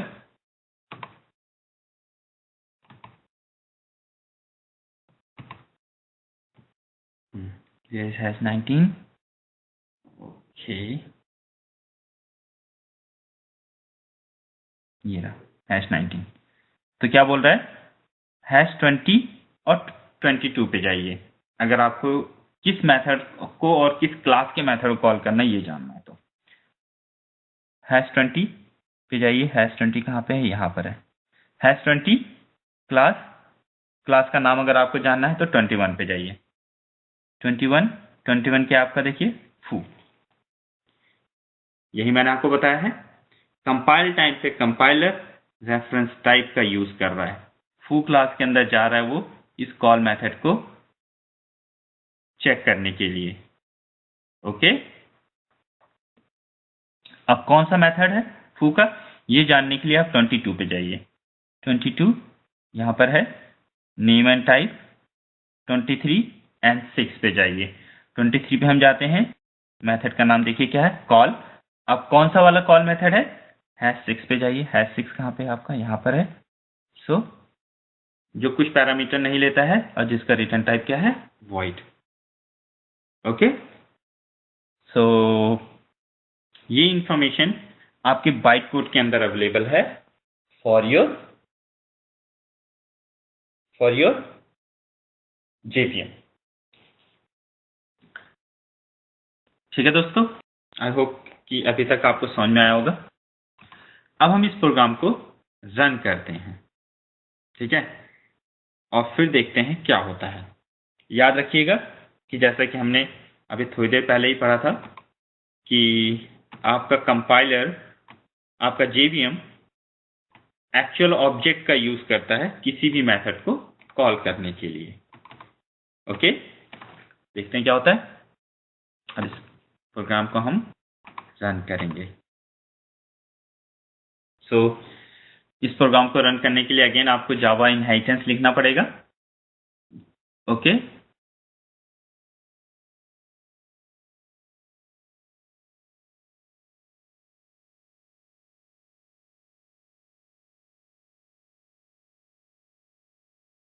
इनहेरिटेंस लिखना पड़ेगा। जैसे ही आप इस स्टेटमेंट को लिख करके एंटर मारेंगे, क्या होगा,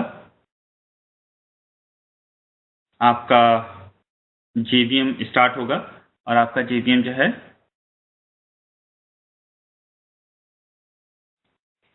एक स्टैक क्रिएट करेगा।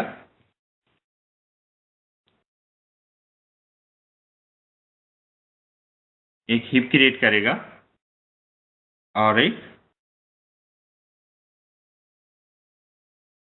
मेथड एरिया क्रिएट करेगा। इसके बाद क्या होगा,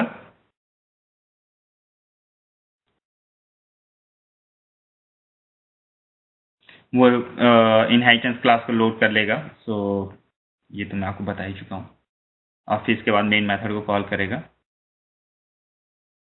मेन मेथड कॉल हो गया। सो ये स्टेटमेंट एग्जीक्यूट हो गई। अभी ये स्टेटमेंट के एग्जीक्यूट होने के बाद क्या होगा, आपके JVM को बार मेथड का ऑब्जेक्ट क्रिएट करना है। सो आपका JVM को बार मेथड को लोड करना पड़ेगा, क्योंकि बार क्लास जो है फू क्लास को एक्सटेंड करती है। तो बार क्लास को लोड करने से पहले एक्चुअली वो फू क्लास को लोड करेगा, और फू क्लास को लोड करेगा और वो उसके इसके लिए जो है मेथड टेबल वगैरह सब कुछ क्रिएट करेगा, जो हमने भी पिछली अपनी क्लास के लिए देखा तो सब कुछ के लिए होगा। ठीक है, बट मेरा इंटरेस्ट जो है अभी फू बार क्लास में या इनहेरिटेंस क्लास में नहीं है, तो वो सारी चीजें मैं यहाँ पे नहीं बना रहा हूँ। मेरा जो इंटरेस्ट है वो बार क्लास के अंदर है। ठीक है, सो क्या होगा आपका,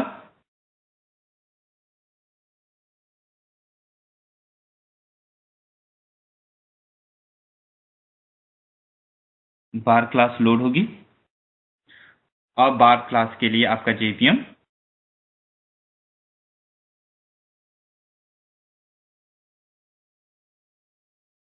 एक मेथड टेबल क्रिएट करेगा। इस मेथड टेबल के अंदर बार क्लास के जितने भी मेथड्स हैं उनकी एंट्री होगी। ओके, सो दोस्तों, जैसे कि मैंने आपको बताया कि किसी भी क्लास की मेथड टेबल के अंदर जो एंट्री होती है उसका जो सीक्वेंस होता है वो क्या होता है, सबसे पहले parent and then child. So bar class के मेथड्स की एंट्री करने से पहले आपका जो JVM है वो फू क्लास के मेथड्स की एंट्री करेगा। तो फू क्लास के अंदर आ जाइए। अब फू क्लास के मेथड की एंट्री होने से पहले वो किस क्लास के मेथड्स की एंट्री करेगा, ऑब्जेक्ट क्लास। क्यों, क्योंकि आपका फू किसको एक्सटेंड कर रहा है, ऑब्जेक्ट क्लास को। सो ऑब्जेक्ट क्लास के अंदर मेथड्स हैं आपके कुछ इक्वल्स, और यहाँ पे जो है ये इसका पॉइंटर होगा मेथड का, and then like to string method है ऑब्जेक्ट क्लास के अंदर।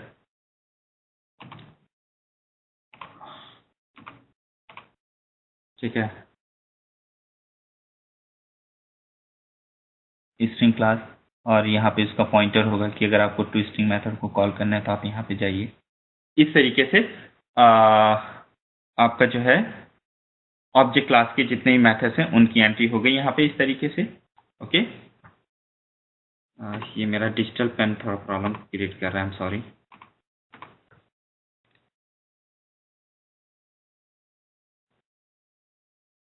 ओके, सो से सपोज यहाँ तक जो है आपका जो है एंट्री हो गया जितने भी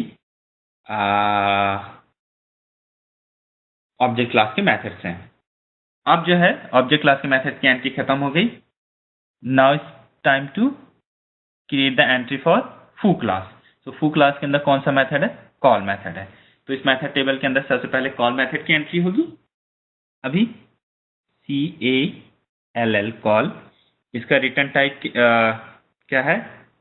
वॉइड, और ये कुछ भी पैरामीटर नहीं लेता। सो इस तरीके से इस कॉल मेथड की एंट्री यहां पर हो गई। और ये किसको पॉइंट करेगा? ये इस मेमोरी लोकेशन को पॉइंट कर रहा है। मींस अगर आपको कॉल मेथड को कॉल करना है तो आप इस मेमोरी लोकेशन पे जाइए और यहां से कोड को एग्जीक्यूट करना स्टार्ट कर दीजिए, which actually means this code. Okay, अभी ये हो गया फो मेथड के ऑब्जेक्ट, फो क्लास के मेथड्स की एंट्री हो गई। अब टाइम आ गया है बार क्लास के मेथड्स की एंट्री करने की फाइनली। अब यहां पे मैं आपको एक और चीज बताना चाहता हूं जो काफी इंपॉर्टेंट है। वो ये है कि किसी भी मेथड की एंट्री मेथड टेबल में करने से पहले आपका JVM ये चेक करता है कि क्या इस नाम से, इस रिटर्न टाइप से और इस आर्ग्यूमेंट से ऑलरेडी कोई मेथड टेबल के अंदर एग्जिस्ट तो नहीं करता है। अगर उसको कोई भी ऐसा मेथड मिलता है तो वो नए मेथड की एंट्री नहीं करता है। वो क्या करता है अब मैं आपको दिखाने जा रहा हूं।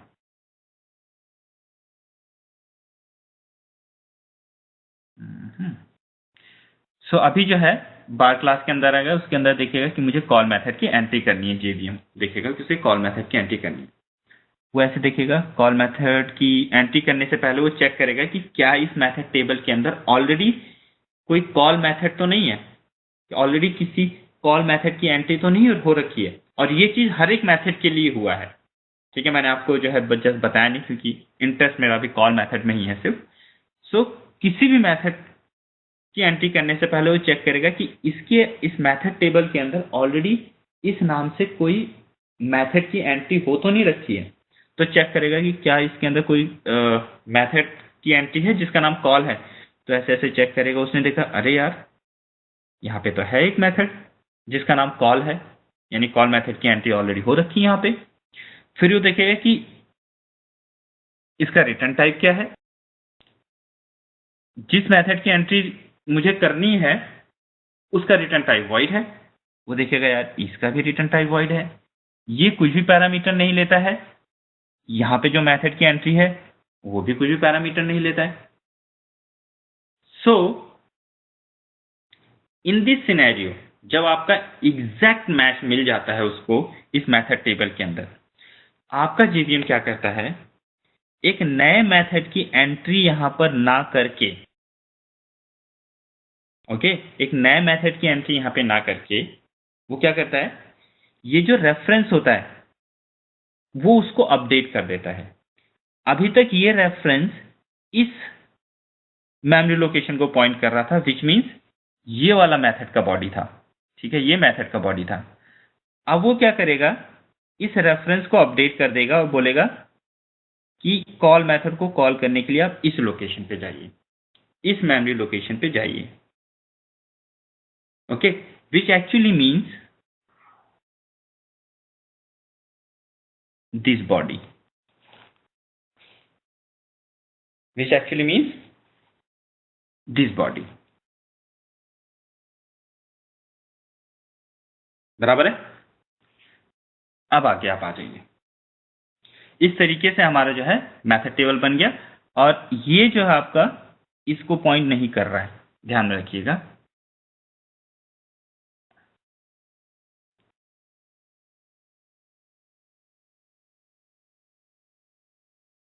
इसको पॉइंट नहीं कर रहा है।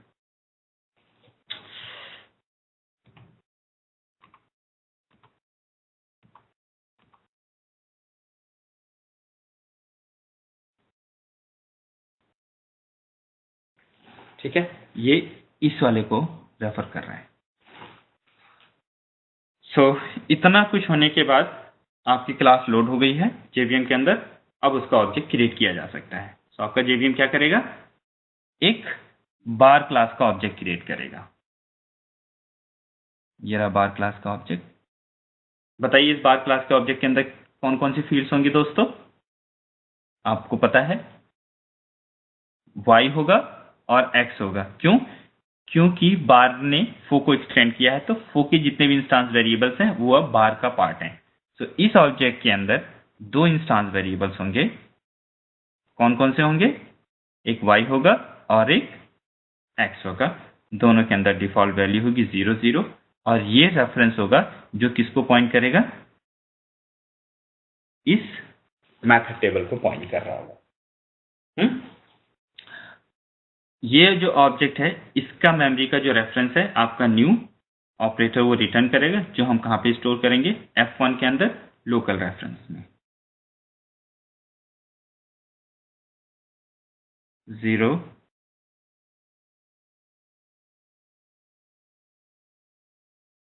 ये हो जाएगा। जब ये स्टेटमेंट एग्जीक्यूट होगी तो ऐसा हो जाएगा। ओके, अभी नेक्स्ट स्टेटमेंट में आप आ जाइए। नेक्स्ट स्टेटमेंट क्या है? F1 dot call. अब आपके JVM को कॉल मेथड को कॉल करना है। दोस्तों जैसा कि हमने लास्ट एग्जांपल में देखा था, आपका JVM एक्चुअल ऑब्जेक्ट्स को यूज करता है किसी भी चीज को करने के लिए, चाहे वो मेथड कॉलिंग हो, चाहे वो इंस्टेंस वेरिएबल की एक्सेस हो। अभी क्योंकि JVM को इस मेथड को कॉल करना है, कॉल मेथड को कॉल करना है, तो आपका JVM क्या करेगा? इस F1 रेफरेंस को पकड़ेगा और इस ऑब्जेक्ट के पास जाएगा। ओके, अभी जब वो इस ऑब्जेक्ट के पास जाएगा तो देखता है कि ऑब्जेक्ट के पास कोई मेथड की इंफॉर्मेशन तो है नहीं। ओके, कोई जो है मेथड की इंफॉर्मेशन तो है नहीं, इसके पास जो है सिर्फ और सिर्फ इंस्टेंस वेरिएबल की इंफॉर्मेशन है। आपका JVM क्या करेगा? इस रेफरेंस को पकड़ेगा, ठीक है, और इस रेफरेंस से वो इस मेथड टेबल के अंदर आएगा, और इस मेथड टेबल के अंदर वो सर्च करेगा कि क्या यहाँ पे कोई कॉल मेथड है जो कुछ पैरामीटर नहीं लेता है, जिसका रिटर्न टाइप वॉइड है। तो ऐसे चेक करेगा और उसको दिखेगा कि हाँ यहाँ पे कॉल मेथड है जो कुछ भी पैरामीटर नहीं लेता है और जिसका रिटर्न टाइप क्या है? वॉइड है। ओके, जिसका रिटर्न टाइप क्या है? वॉइड है। आपका JVM क्या करेगा? इस कॉल मेथड को एग्जीक्यूट करने के लिए इस रेफरेंस की हेल्प से यहां पे जाएगा और यहां पर इस पूरी बॉडी को एग्जीक्यूट कर देगा। और ये बॉडी एक्चुअली दोस्तों कौन सी है? ये न्यू बॉडी है, यानी चाइल्ड क्लास की बॉडी है, चाइल्ड क्लास का मेथड है। That is the point. और ऐसा क्यों हो रहा है? क्योंकि आपका JVM एक्चुअल ऑब्जेक्ट को यूज करता है मेथड्स को कॉल करने के लिए। अगर हम इस प्रोग्राम को रन करेंगे तो आपका आउटपुट क्या आना चाहिए? इन बार मेथड आना चाहिए। रन करके देखते हैं।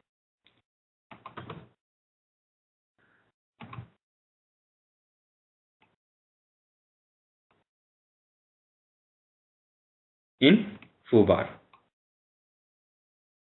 ओके, देखिए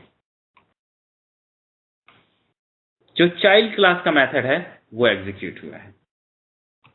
देखिए चाइल्ड क्लास का मेथड एग्जीक्यूट हुआ। कौन सी क्लास का मेथड? चाइल्ड क्लास का मेथड एग्जीक्यूट हुआ।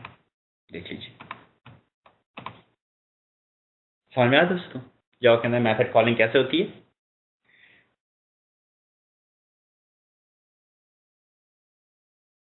और ये जो चीज अभी हमने सीखी है, जो कॉन्सेप्ट अभी हमने सीखा है, अगर आपको ये समझ में आया है तो दोस्तों एक्चुअली इसी चीज को कहा जाता है ओवरराइडिंग। अभी आपने जो सीखा वो ओवरराइडिंग का आपने मैकेनिक्स को सीख लिया है। ओके, और इसे कहते हैं ओवरराइडिंग। सो ओवरराइडिंग क्या है? आपके पास पेरेंट क्लास के अंदर एक मेथड है,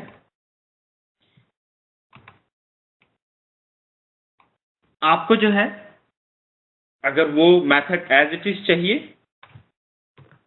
ठीक है, तो आप कुछ मत कीजिए, वो एज इट इज जब आपका जो है चाइल्ड क्लास के अंदर वो मेथड एज इट इज आ जाएगा विदाउट ऑफ एनी चेंज। ठीक है, अगर आप उसकी फंक्शनैलिटी से खुश हैं। अगर आप उसकी फंक्शनैलिटी से खुश नहीं हैं तो आप क्या करेंगे? आप उसी नाम से, ठीक है, आप उसी नाम से सेम रिटर्न टाइप से, ठीक है, उसी नाम से और सेम रिटर्न टाइप से, सेम रिटर्न टाइप से, नॉट सेम रिटर्न टाइप से, सॉरी, सेम आर्ग्यूमेंट टाइप से, ठीक है, सेम मेथड नेम से और सेम आर्ग्यूमेंट टाइप से, सेम आर्ग्यूमेंट टाइप से एक मेथड बना दीजिए। और ध्यान में रखिएगा मेथड का रिटर्न टाइप भी सेम होना चाहिए, विथ वन एक्सेप्शन जो भी हम जो है नेक्स्ट क्लास में डिस्कस करेंगे। बट अभी के लिए आप ये समझ लीजिए कि आपको जो है अगर उसकी फंक्शनैलिटी को सुपर इम्पोज करना है, आपको उस फंक्शनैलिटी अच्छी नहीं लग रही है जो आपका जो है पेरेंट क्लास से इनहेरिट होके आई है, तो आप उसको ओवरराइड कर सकते हैं अपनी चाइल्ड क्लास के अंदर।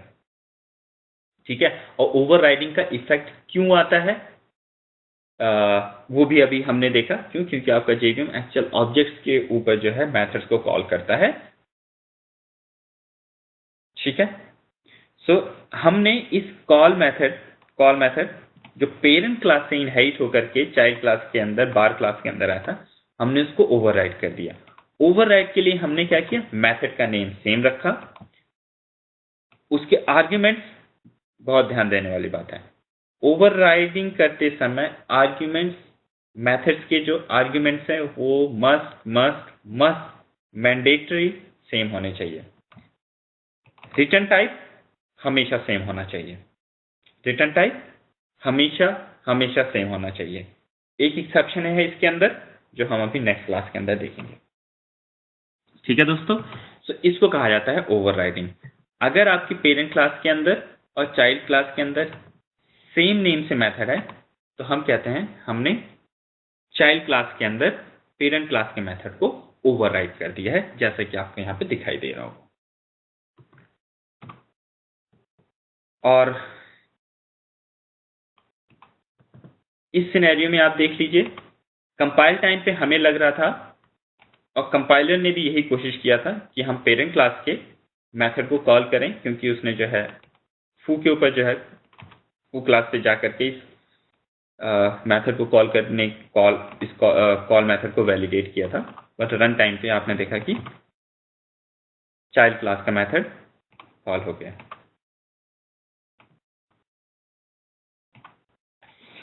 ओके,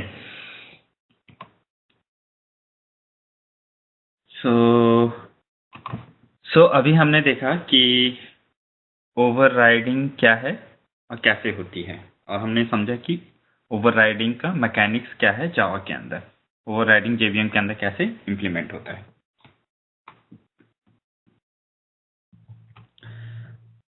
अब जो है ओवरराइडिंग के जो है कुछ रूल्स हैं। अब इतना तो आपको समझ में आ ही रहा होगा कि रूल्स तो बनाने भी पड़ेंगे, क्योंकि ओवरराइडिंग तभी होगी जब मेथड की डेफिनेशन आपका मेथड टेबल के अंदर, जो आपका क्लास का मेथड टेबल है, वो चेंज हो, वो ओवरराइड हो। ठीक है, सो से सपोज ये आपका मेथड है एक, ठीक है, ओवरराइडिंग तभी कहलाएगी जब आप एग्जैक्टली इसके ऊपर जो है अपने मेथड को जो है सुपर इम्पोज करेंगे। सो आपका आर्ग्यूमेंट्स, जो मेथड्स के आर्ग्यूमेंट है आपको वो सेम रखने पड़ेंगे, उसका रिटर्न टाइप आपको सेम रखना पड़ेगा, एक एक्सेप्शन को छोड़ के। ठीक है, सो ओवरराइडिंग के जो रूल्स हैं वो अब हम देखते हैं। सो पहला रूल तो ये है कि आप ओवरराइडिंग जो है parent class to child class ही करते हैं, किसी पेरेंट क्लास के मेथड को जो आपका इनहेरिट हुआ है। ठीक है, रिमेंबर दैट, जो इनहेरिट हुआ है चाइल्ड क्लास के अंदर और वो चाइल्ड क्लास के अंदर अवेलेबल है, सिर्फ और सिर्फ आप उसी को ओवरराइड कर सकते हैं। ओके, ओवरराइडिंग कभी भी सेम क्लास के अंदर नहीं होती है। कहने का क्या मतलब है, अगर ये फू क्लास के अंदर मेरा एक कॉल मेथड है तो मैं इस मेथड को यहीं पर ही ओवरराइड नहीं कर सकता हूं। ओके, से suppose like this, I can not do this. Okay, अगर आप ऐसा करने की कोशिश करेंगे तो आपको कंपाइलर एरर देगा, वो बोलेगा डुप्लीकेट कॉल मेथड्स। ठीक है, जैसे कि आप देखिए यहाँ पे आपको एरर दे रहा है compiler, duplicate method call in type foo. So first rule is overriding हमेशा पेरेंट टू चाइल्ड होती है। पेरेंट क्लास के मेथड को आपने चाइल्ड क्लास के अंदर ओवरराइड कर दिया। सेकेंड रूल, जैसा कि मैंने आपको बताया, ऑब्वियसली मेथड का नेम सेम होना पड़ेगा। Arguments must be same. अगर यहाँ पे एक मेथड है जो इंटीजर टाइप आर्ग्यूमेंट ले रहा है पेरेंट क्लास के अंदर, तो चाइल्ड क्लास के अंदर जब आप उस मेथड को ओवरराइड करेंगे तो आपको उसका टाइप सेम रखना पड़ेगा। ठीक है, ध्यान दीजिएगा, आर्ग्यूमेंट नेम से कोई फर्क नहीं पड़ता है, argument type must be same. Okay, must be same. ठीक है, नेक्स्ट रूल क्या है? नेक्स्ट रूल ये है कि आपका रिटर्न टाइप सेम होना चाहिए। ओके, आपके मेथड का रिटर्न टाइप सेम होना चाहिए, बट इसके अंदर एक एक्सेप्शन ऐड किया गया है जावा 1.5 के अंदर। ओके, जो हम नेक्स्ट क्लास के अंदर डिस्कस करेंगे। ठीक है, बट अभी के लिए आप ये समझ लीजिए कि मेथड का रिटर्न टाइप हमेशा सेम होना चाहिए ओवरराइड करते समय। अगर यहाँ पे इंटीजर है तो यहाँ पर भी इंटीजर ही आपको रखना पड़ेगा। ठीक है, आप यहाँ पे वॉइड या फ्लोट नहीं रख सकते हैं। Okay,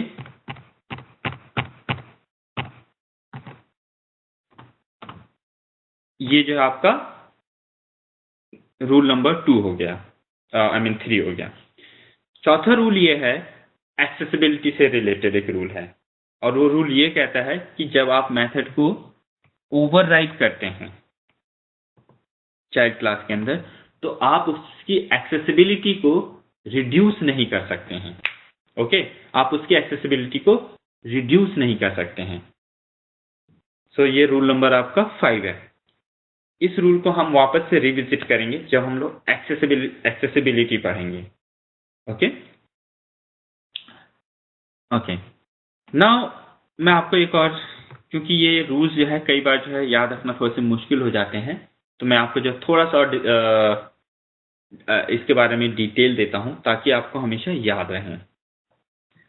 so now let's say suppose यहाँ पे इस मेथड का रिटर्न टाइप वॉइड है, और जावा का रूल है कि आप जब मेथड को ओवरराइड कर रहे हैं तो आप उसका रिटर्न टाइप चेंज नहीं कर सकते हैं। बट से सपोज फॉर टाइम बीइंग हम ये मान के चलते हैं कि जावा के अंदर ये रूल नहीं है। ठीक है,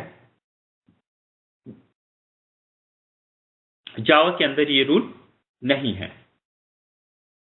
ओके, अब जावा के अंदर अगर ये रूल नहीं है, ठीक है, तो कुछ ना कुछ प्रॉब्लम हो रही होगी। कुछ ना कुछ प्रॉब्लम आ जाएगी प्रोग्रामिंग के अंदर, जावा प्रोग्रामिंग के अंदर, या रन टाइम पे कुछ ना कुछ एरर आएगा। तो वो प्रॉब्लम को रिजॉल्व करने के लिए ही, और वो प्रॉब्लम ना आए उसके लिए ही तो ये रूल बनाया गया होगा। तो हम इस चीज को अब समझेंगे कि ये रूल क्यों बनाया गया है। तो उस चीज को समझने के लिए थोड़ी देर के लिए मान के चलिए कि जावा के अंदर जो है ये अलाउड नहीं है, ऐसा रूल नहीं लिखा गया है जो ये कहता हो कि ओवरराइट करते समय आपको रिटर्न टाइप सेम रखना है। सो देखते हैं। सो इसको और अच्छे समझाने के लिए मैं थोड़ा सा इसको, इट्स सेम थिंग जो मैंने पहले लिखा था और लिखा है, बट मैं थोड़ा सा और अच्छे समझाना चाह रहा हूँ आपको। तो मैं ये एग्जांपल लेता हूँ। ओके, सो यहाँ पे देखिए आपका एरर आ रहा है, और वो ये एरर जो है आपको यही बता रहा है बेसिकली, ओवरराइट करते समय आप मेथड का रिटर्न टाइप जो है इनकम्पैटिबल नहीं कर सकते हैं या चेंज नहीं कर सकते हैं। ओके, बट से सपोज ये रूल नहीं है, अभी हम ऐसा मान के चलते हैं और फिर देखते हैं क्या होता है। F1 डॉट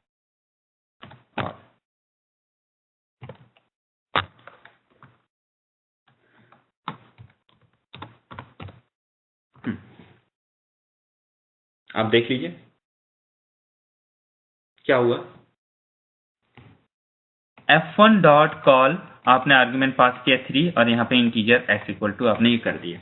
आपका कंपाइलर देखिए आपको यहाँ पे कोई एरर नहीं दे रहा है। ओके, आपका कंपाइलर यहाँ पे कोई एरर नहीं दे रहा है।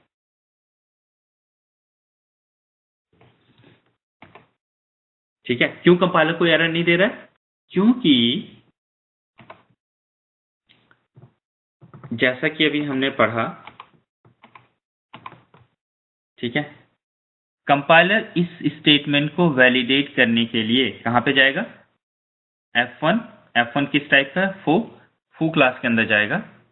ठीक है, और वहां पे देखेगा कि क्या यहाँ पे कोई कॉल मेथड है जो इंटीजर टाइप पैरामीटर ले रहा हो और जिसका रिटर्न टाइप इंटीजर हो।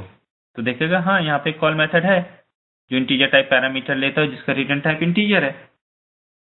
वेरी गुड, तो उसने बोला ये एक वैलिड स्टेटमेंट है। ओके, और उसने कहा ओके। और यहाँ पे एक और स्टेटमेंट हम लिखते हैं, से सपोज यहाँ पे x प्लस प्लस है।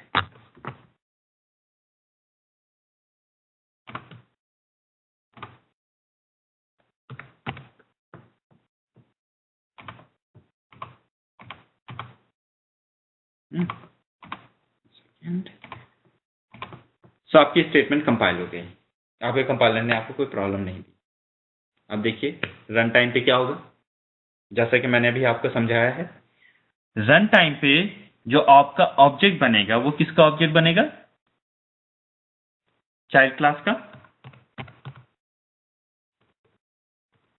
चाइल्ड क्लास का ऑब्जेक्ट बनेगा। अब चाइल्ड क्लास का जब आपका ऑब्जेक्ट बनेगा, और क्योंकि मेथड नेम सेम है, आर्गुमेंट सेम है, तो आपका मेथड टेबल के अंदर मेथड रिप्लेस हो जाएगा।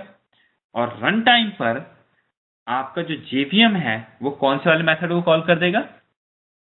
इस मेथड को कॉल करेगा, क्योंकि वो ऑब्जेक्ट के ऊपर कॉल करता है और ऑब्जेक्ट आपका बार का बना है। ओके, बार का ऑब्जेक्ट बना है तो वो इस मेथड को कॉल करेगा। जब वो इस मेथड को कॉल करेगा तो ये बॉडी एग्जीक्यूट हो जाएगी।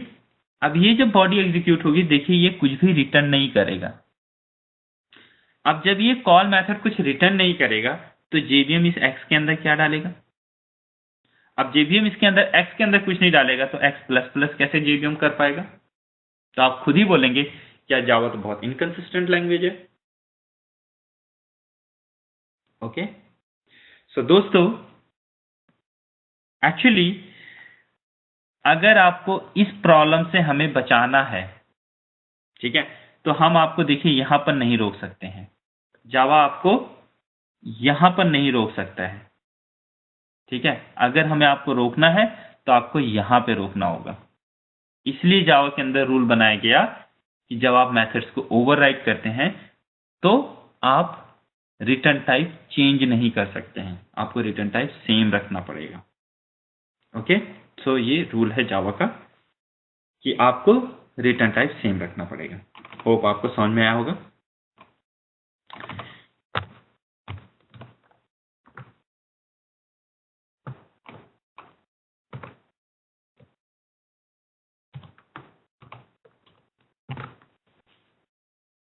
रिटर्न टाइप सेम रखना पड़ेगा।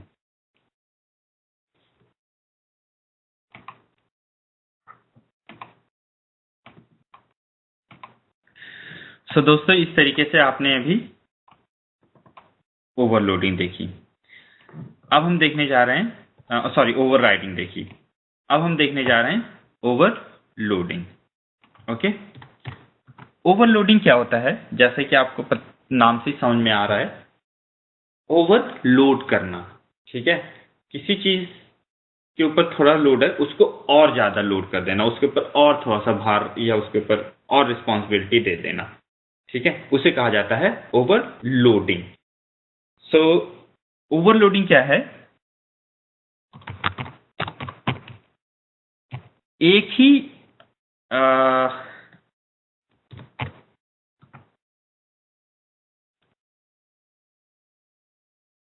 नेम को या एक ही वर्ड को मल्टीपल टाइप से यूज करना। आपका देखिए जो कॉल मेथड था, अभी ये फंक्शनैलिटी परफॉर्म कर रहा था, ये इसका काम था। अब मैं चाहता हूं कि यही सेम मेथड, यही सेम नेम कुछ और भी काम करे मेरे लिए। ठीक है, वो जो है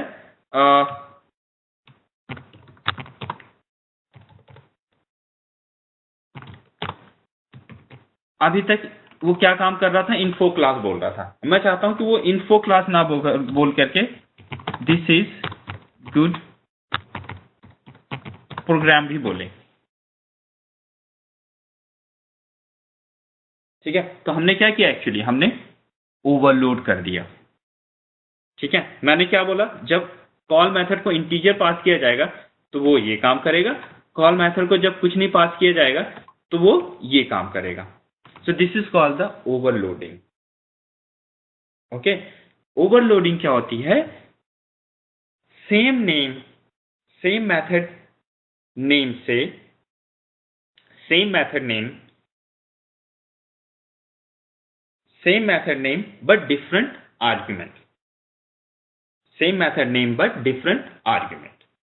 Like this one here. This is overloading. अब ध्यान दीजिए, इसमें जो है मेन जो आपका ओवरलोडिंग में पॉइंट है वो ये है कि ओवरलोडिंग सेम क्लास के अंदर हो सकती है। ठीक है, जैसे कि आप यहाँ पे देख सकते हैं, एक कॉल मेथड है, यहाँ पे एक और कॉल मेथड है, बट इन दोनों मेथड के अंदर डिफरेंस है। आप बोल सकते हैं अपने कंपाइलर को, जेवीएम को, कि भाई वो कॉल मेथड कॉल कीजिए जो इंटीजर टाइप पैरामीटर लेता है, या बोलेंगे उस कॉल मेथड को कॉल कीजिए जो कुछ पैरामीटर नहीं लेता है, या आप उसको बोल सकते हैं उस कॉल मेथड को कॉल कीजिए जो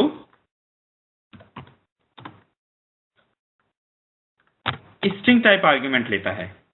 right, so this is the difference. This is how आपका कंपाइलर एंड जेवीएम डिस्टिंग्विश कि विच मेथड को उसे कॉल करना है, किस मेथड को कॉल करना है।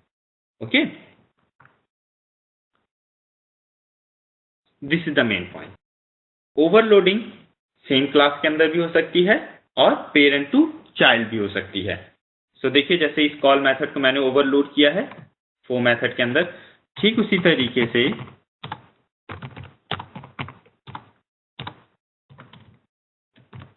मैं इस मेथड को, इस कॉल मेथड को, क्योंकि ये जो मेथड्स हैं हमारे, ये तो इनहेरिट हो गए। कहां पे इनहेरिट हो गए? बार क्लास के अंदर।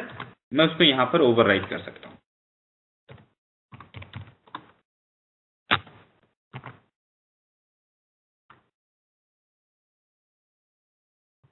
ठीक है, मैं उसको यहां पर ओवरराइट कर सकता हूं, सॉरी ओवरलोड कर सकता हूं।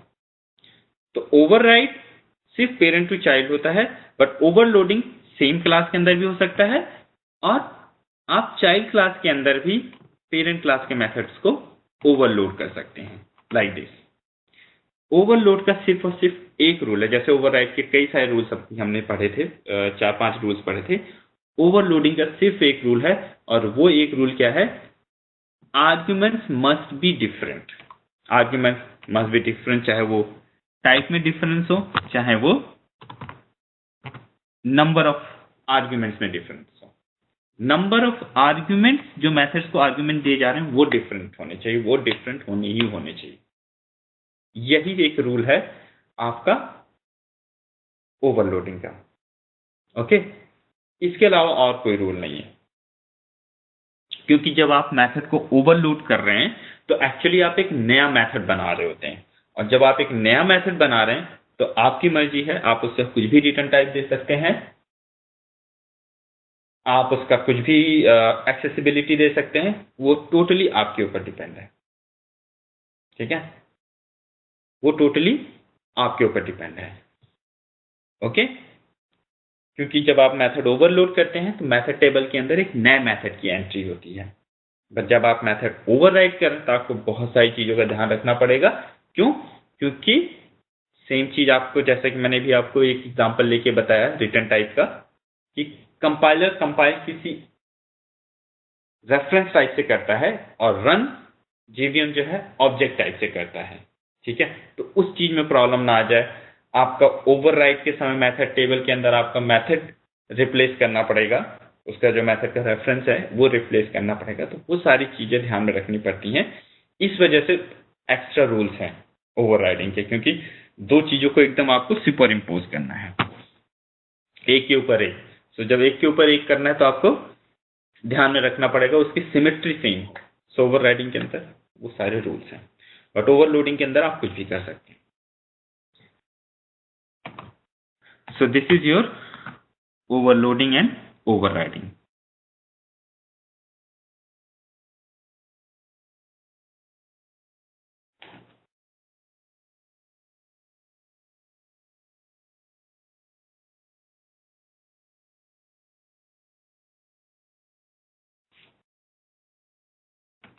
Okay, चलिए अब एक क्वेश्चन करते हैं, which is something like this. Okay,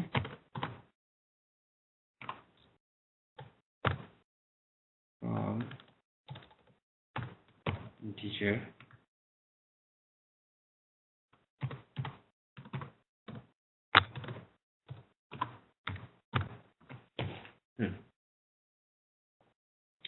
अब आपका इंटरव्यूज के अंदर या मल्टीपल चॉइस जहाँ पे भी आप कॉम्पिटिटिव एग्जाम्स में जाएंगे वहाँ पे आपको एक ऐसा क्वेश्चन दे दिया जाएगा और आपसे पूछा जाएगा बताइए इसके अंदर कंपाइल टाइम एरर है या रन टाइम एरर है, बताइए।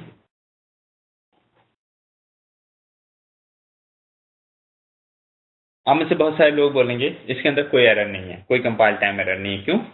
क्योंकि ये जो मेथड है ये इसको ओवरलोड कर रहा है, इसको भी ओवरलोड कर रहा है और इसको ओवरराइट कर रहा है, इसको ओवरलोड कर रहा है, कोई प्रॉब्लम नहीं है। बट नहीं, ऐसा नहीं है, इसके अंदर कंपाइल टाइम एरर है। ओके, इस मेथड ने इसको ओवरलोड किया है। क्यों ओवरलोड किया है? Method name is same, arguments is different, so ये ओवरलोडिंग हो रही है, ये मेथड इसको ओवरलोड कर रहा है। ठीक है, अब ओवरलोड कर रहा है तो हमें और कोई रूल चेक करने की जरूरत नहीं है, एज लॉन्ग एज मेथड के आर्ग्यूमेंट्स आर डिफरेंट। तो आर्ग्यूमेंट्स डिफरेंट है, हमें पता चल गया ओवरलोड है, हमें और कोई रूल चेक नहीं करना है। अब इसको जो है आपको अपनी मेथड को पेरेंट से चाइल्ड तक जितने मेथड्स हैं सबके साथ वैलिडेट करके देखना है। इसने इसको ओवरलोड किया, वेरी गुड, नो प्रॉब्लम। इस मेथड ने इस मेथड को भी क्या किया है? ओवरलोड किया है, इस कॉल मेथड को भी ओवरलोड किया है, सो कोई प्रॉब्लम नहीं है।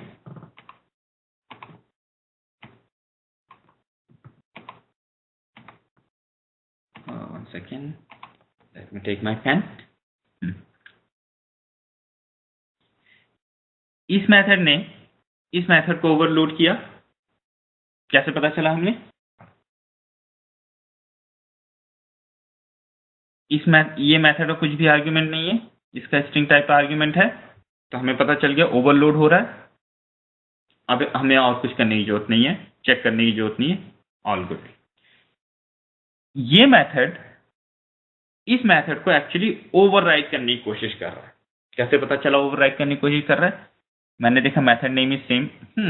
मेथड नेम अगर सेम है या तो ओवरलोडिंग हो रही होगी या ओवरराइडिंग हो रही होगी। आर्ग्यूमेंट्स इज सेम, तो इसका मतलब क्या है? Decision is confirm. अभी एक चीज कंफर्म है कि ये इसको पक्का ओवरराइड करने की कोशिश कर रहा है। अब क्योंकि ओवरराइड करने की कोशिश कर रहा है, तो आपको ओवरराइडिंग के जितने भी रूल्स हैं वो सारे के सारे अपने दिमाग में ओपन करने हैं और हर एक रूल को वैलिडेट करना है। पहला रूल क्या है? Argument must be same, done. Second rule क्या है? Return type must be same, okay.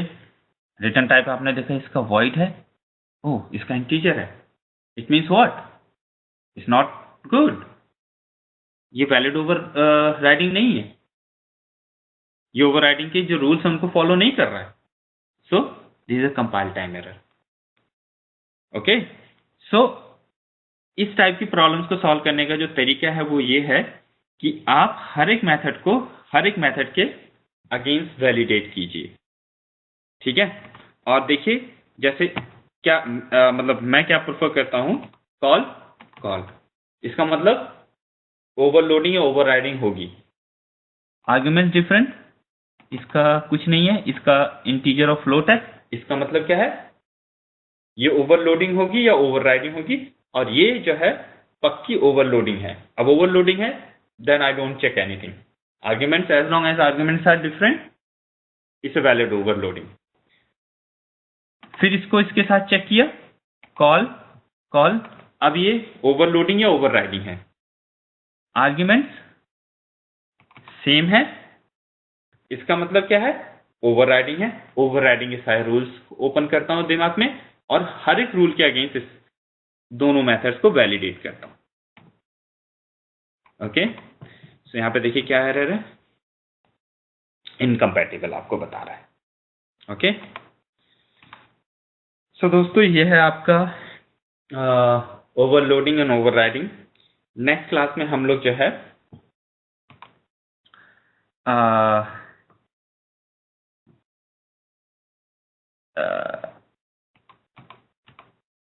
ये पढ़ेंगे कि constructors, init block, static blocks और लीगल, जो अभी मैंने आपको बताया कि ओवर राइडिंग में रिटर्न टाइप का थोड़ा सा इश्यू होता है, एक एक्सेप्शन होता है, वो क्या है वो देखेंगे।